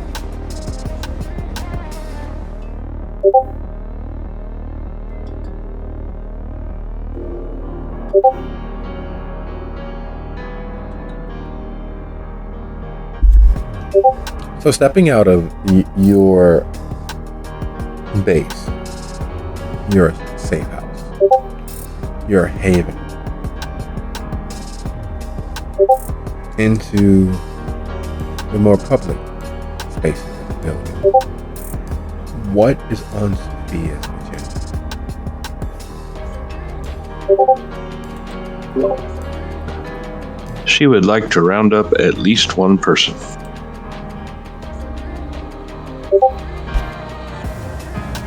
So she heads down the stairs to the floor beneath her and to the end of the hall where the more physically accessible and able-bodied member of her neighbors reside. They always have the odd dinner party that Silvio reminds her of that they have to make an appearance for, or drop a bottle of wine off for, or all of those nice, polite, neighborly things that lets people know that you're one of the good ones. You're not a busybody, you're not going to be overly nosy, but you are, there to be neighborly. Just neighborly enough that no one would ever say, oh, but they were so quiet. They kept to themselves. They would never hurt a fly. All of those red flags that causes undue scrutiny and people paying far more attention than they should. Sandra and Bill Diego, recently of California, having quickly made friends amongst their various staffs. Sandra is a member of the reporting community. She heads and edits for several zines, several papers, and does marketing on the side. Her husband, Mr. Diego, however, is a social worker. He handles outreach and community relations for several not-for-profits. Their friends, associates, and members of their various staffs have made frequent visits to the building, taking in their wealth and their elevated social standing. Sandra opens the door.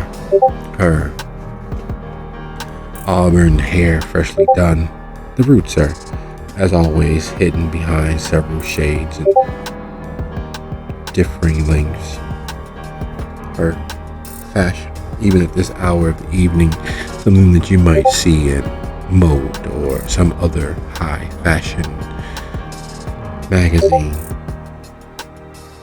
Barefoot though she is, there's a strangely lived-in hominess to it. There's still, of course, that elevated mid-Atlantic accent slipping from her. Oh, hello, Miss Rossi. How are you? I have been better. I'm sorry to bother you so late, but I am in need of some assistance.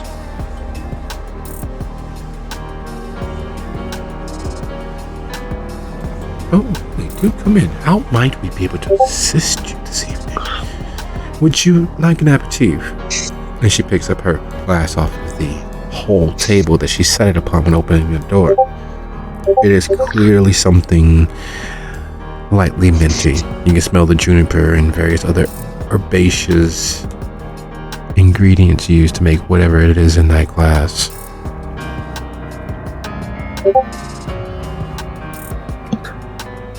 No, thank you, but I would be more than happy to return the favor for some assistance. My husband was moving some furniture around in our room, and he seems to be trapped under something now. Oh. And she will kind of motion to herself and wave her arms and go, and I am unable to assist him. Oh, I completely understand. Darling! It is not every day that you see a man of modern times engaged in the rituals of the past, namely getting home and changing into house attire. But it is clear that there's a certain understanding between them that is exactly what they are. They're elite hipsters. Everything old is new again for them, and they like showing off how in touch they are with the classics. And it has been far, far too long since you've seen a man in an actual smoking jacket, not costuming as Hugh Hefner, not cosplaying as one of the many TV dads from the 50s, but honestly wearing a smoking jacket, vape in hand, cocktail and left as he exits the space that you know is their library. Oh, Ms. Rossi, hi. Hi. What's going on? As I was telling your lovely wife, my husband Silvio is currently trapped under some sort of, I guess it's an armoire, bookcase. I'm not sure the English word. And I'm unable to pull it off him, as the whole thing is really kind of embarrassing, but he suggested perhaps that I might find someone to come and help. Furniture can be very, very pesky.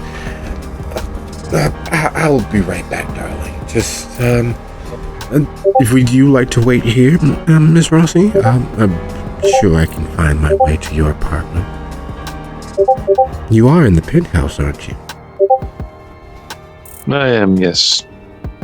If your lovely wife would like to accompany us, I could certainly make some drinks for everyone. That would be lovely. Let us grab some shoes and be right along. Excellent. Having followed closely on the heels of Sophia, you hear the murmured voice of conversation. And does Sophia wait inside the door, or does she take the usual step back outside to kind of lead the way? She'll step back out. So you all arrive just in time as Sophia steps back out of the apartment.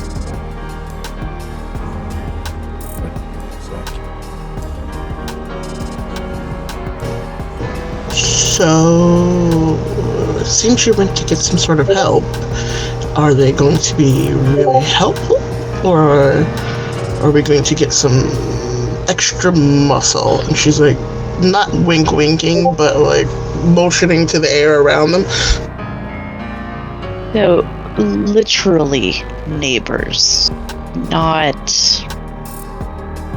She'll like make circles in the air with her finger. Neighbors.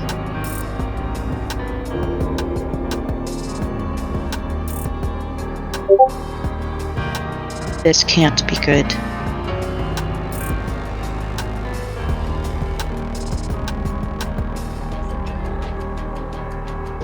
Whispering softly so that the humans don't hear. Lupine bait?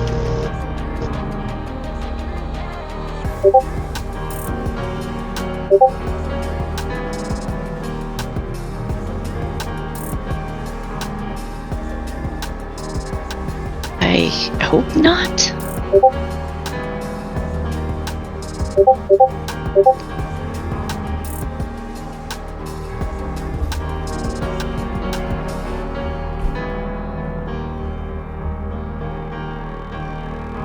If you will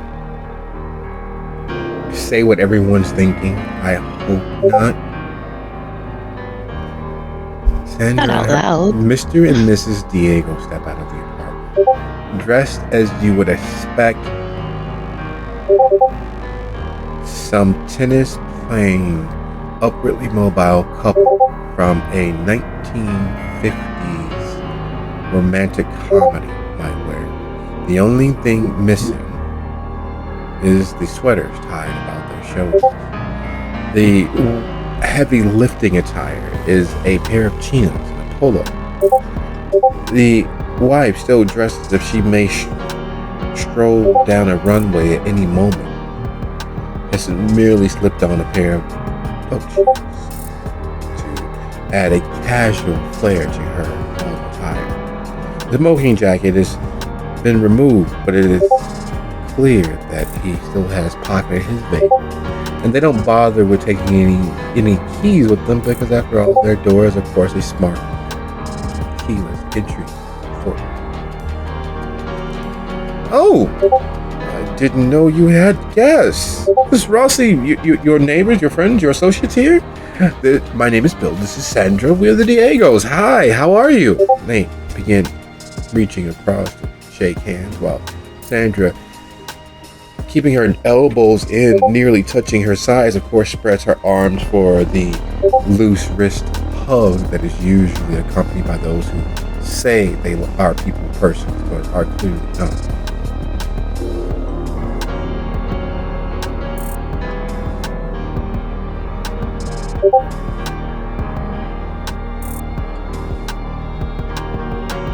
Hi there.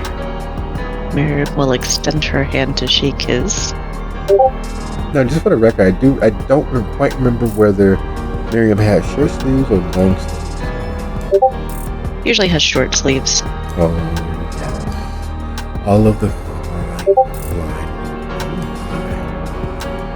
You hear his name, Sandra. Bill looks lasciviously over all of that painting, that tattoo, and it's clear that his mind has gone places that is not publicly polite, but it's late, it's after hours, it is well into the evening. It's clear that, well, a key party may be what they're already planning. I didn't know you had such egalitarian friends. It's great to meet someone in the community. Hi. You are? Miriam. Miriam. My aunt was named Miriam. Sandra doesn't like her very much, but she was a very lovely lady when I was younger. Miss Rossi, these friends, they're a couple?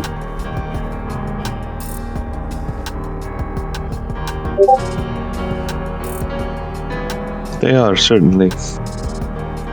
If we could adjourn to assist. Now, as you all went to meet to retrieve Sophia, the question remains, even with Lucio having buttoned up and having done his best to obfuscate all of the wreck and ruin of his visage, when heading down to catch Sophia, had taken any additional precautions.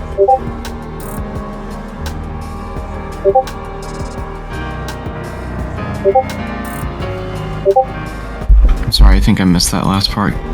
Can you repeat that? Had he taken any additional precautions?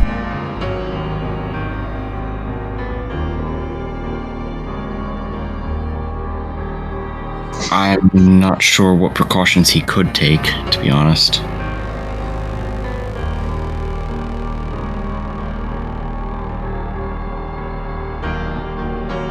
Didn't he have like the baklava and the hat or whatever when we were out?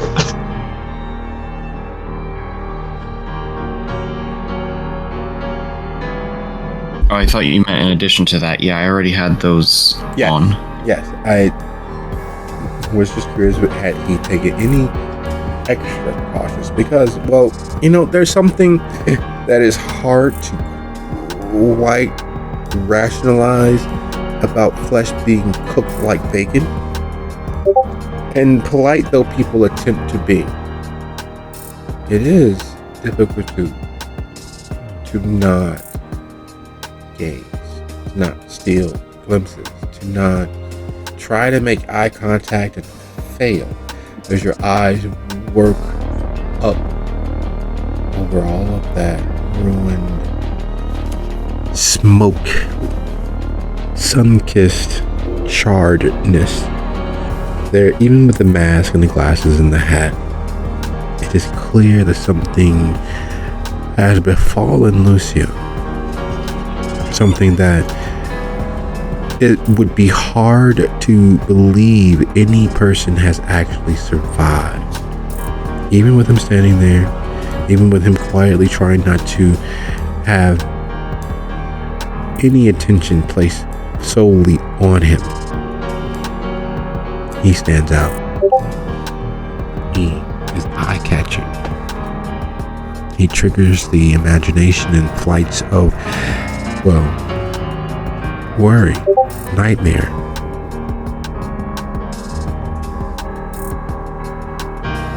Then I suppose the only additional precaution he would be taking, apart from just bandaging his whole face, which I don't think we have the materials on hand for, is to just try and sink into the background and have everyone else take over the conversation with these people. The less he interacts, the better.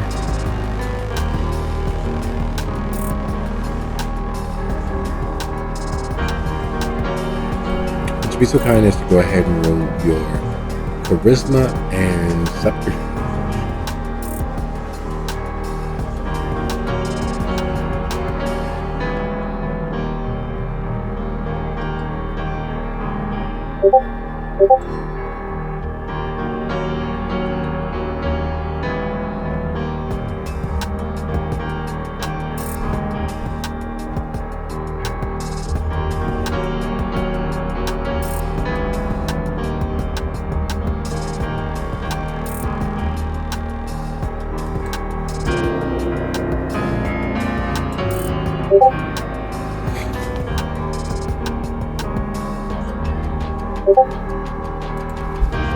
It was 3 successes. Oh, yes.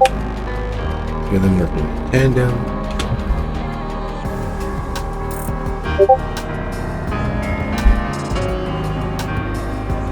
There is a moment when there's nothing to say except for, oh no. It's that strange paroxysm of where anger and sadness, as well as some level of pity, mix into a singular, solid monolith that your psyche begins wailing across your head with. And that's where Miriam, Hestia, and Sophia are, as the Diegos take in Lucio. And the worst thing is, they don't take in Lucio in that usual play nice, I'm going to try to ignore this and not call it out. No. They take in Lucio as an oddity, an attraction that may add that extra oomph to put their next key party over as the greatest key party ever. They look at Lucio as if he's a trophy to be accomplished, a proof that they are really as egalitarian as they believe, that they can rise above all manner of deplorables and prove that they are as liberal as they want to be, that the image that they hold of themselves is really as well-rounded as they believe it to be. After all, a healthy expression of social and sexual attraction is a good thing. They are healthy, upwardly mobile, liberal Americans who have no shame. And the avarice in their gaze is undeniable.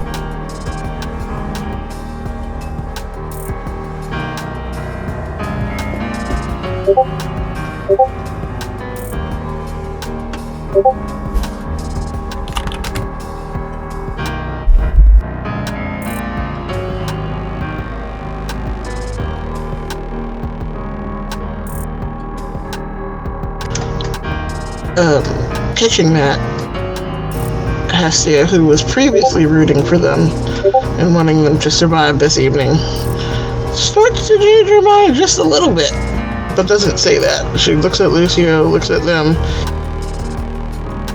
and then voice kind of lowered. I should go back to the apartment. And you are? Yes, hi. And she does that limp hug motion again, elbows in, arms kind of extended, trying to lean into that upper chest, slight brush that counts as a hug in her book.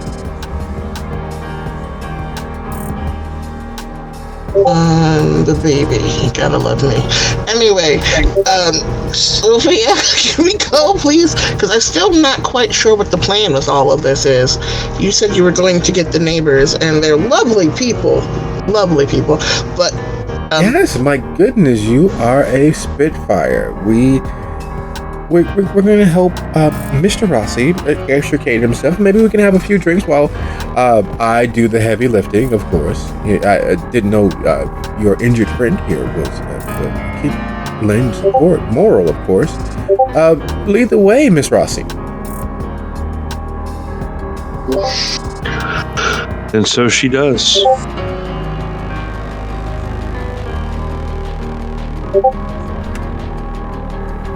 Miriam is just going to look back and forth between Lucio and Hestia, like, what the fuck is this?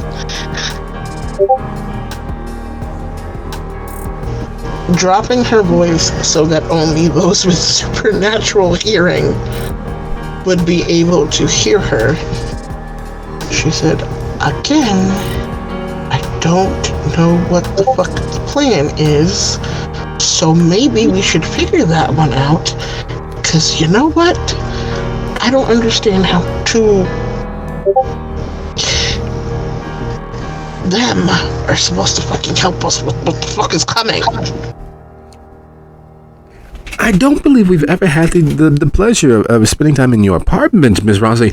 I have to admit that I was a little jealous and I was looking forward to perhaps coming up to borrow a cup of sugar. But with us lending in aid and assistance, perhaps we could discuss our next dinner party.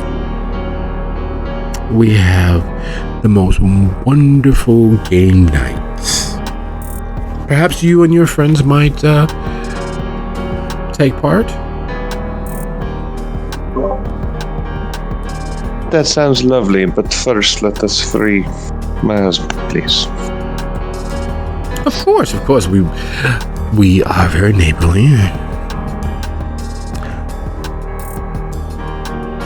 While the kitchen was cleaned, all the efforts were made. The only effort with removing Silvio from the door was the carrying of his desiccated corpse. As kindred, as human as you all aspire to be, as humane as you strive to become and exist in that space, as close to living as possible, certain scents don't have the same trigger as they would or as they do when living. There's a stench that blood has that causes the hairs on the back of one's neck to stand on end. There's the scent of death that causes even the most devilish of us to pause. There's the weight that the presence of a cooling corpse has that lends to an eeriness that tells every portion of the living that wish to survive to leave the area. It puts the living animal on edge. And as you all open the door to Sophia's penthouse, the stain of all of that spilled blood is there to be seen. The scent of all of that blood having been left there is easy to notice. You'd have to be deaf, dumb, blind, and dumber than the average expected level of mental fallibility to ignore that. It would be impossible.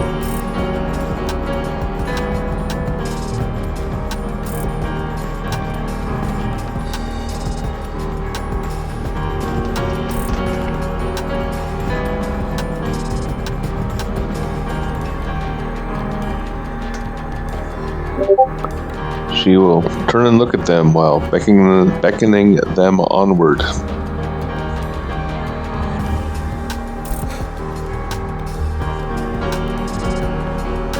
Alright, well, that being the case, charisma and persuasion.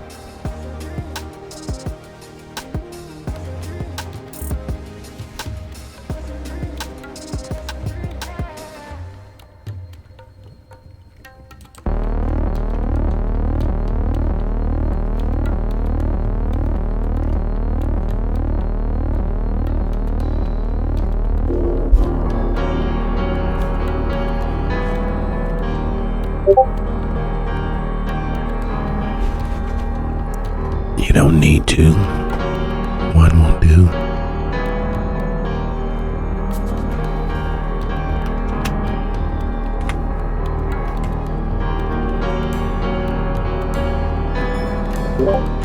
Perhaps, but witnesses are unfortunate.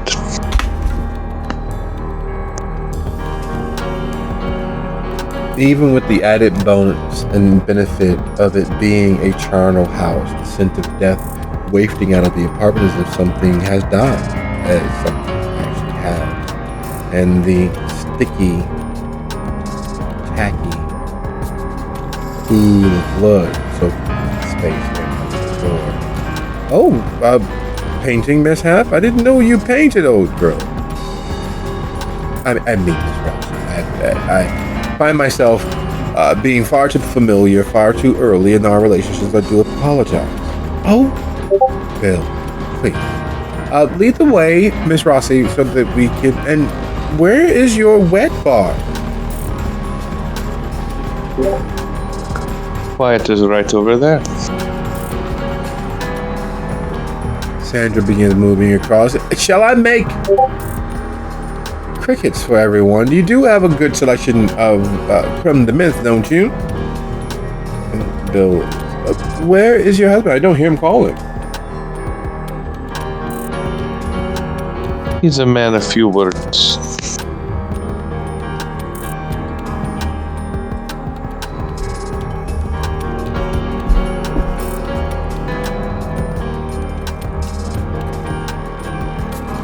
Which room? Lead the way, please. I'm sure that Sandy will be able to host for you while you perhaps help with making sure your husband is comfortable. Absolutely.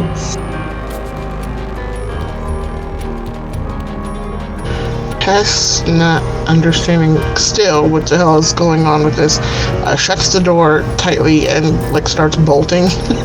Bolting it. Not that that's going to really stop a rampaging Levine from rushing in, but, just maybe a couple of seconds extra. And while Bill and Sophia head up the stairs, and Sandy makes her way to the wet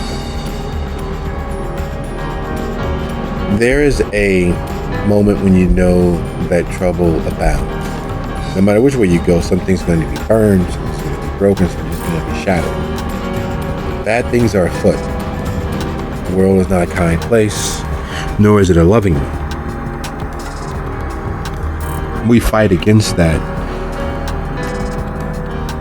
on a consistent and constant basis with those that we care about and spend time with. We fight against the darkness that our modern world forces on us. Some do it quietly, slowly gathering associates through careful, consistent contact, communication. However, even sans communication, even sans reaching out, there is a part of the human animal that always looks towards the good, that always strives for the best possible, even in the darkest moments.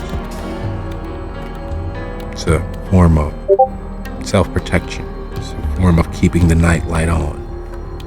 And in this moment, as potentially alternatively thinking as Bill and Sandra are, their willingness to help a neighbor at this hour of the evening, perhaps to their own ends, whatever those might be, is still very much an act of defiance against the darkness. Most of what the Coterie has done over the last few weeks, over the last few months, over the last few years, has been an effort to stave off the creeping dread of true death, the loss of connection, the loss of anything of value beyond oneself.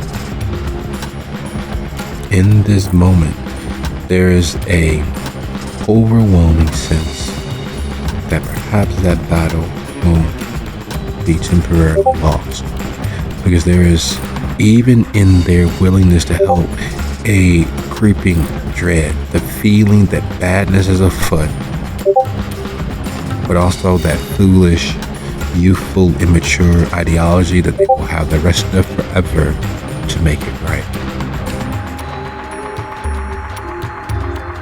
As Sandy begins making grasshoppers and crickets for everyone, and Bill trundles along with Sophia, attempting to woo her with his class and style, and perhaps arrange an assignation for later. We draw back from the coterie, settling in. As you're locking your door, Lucio, wary as always, the gun that he's obtained from Silvio's armory, burning a hole in his pocket. Miriam aware that just by understanding basic human interactions that something horrible will happen. That is the only thing possible. Out there in the night, making their way through the most risky, high danger maneuvers possible, are at least 2, perhaps more individuals with the strength, skill, speed, and determination to end every undead and living being on this floor and the floor above. They are coming. The clock is ticking. It may already be too late to safely flee, and you've added innocence to the mix. Those unaware as to just how dark the world is. And with that realization, and with that momentum sliding grotesquely towards whatever may befall you all, I'd like to thank you for a lovely episode. And I'll see you guys next week. Good night, everyone. Good night. Good night. Night all.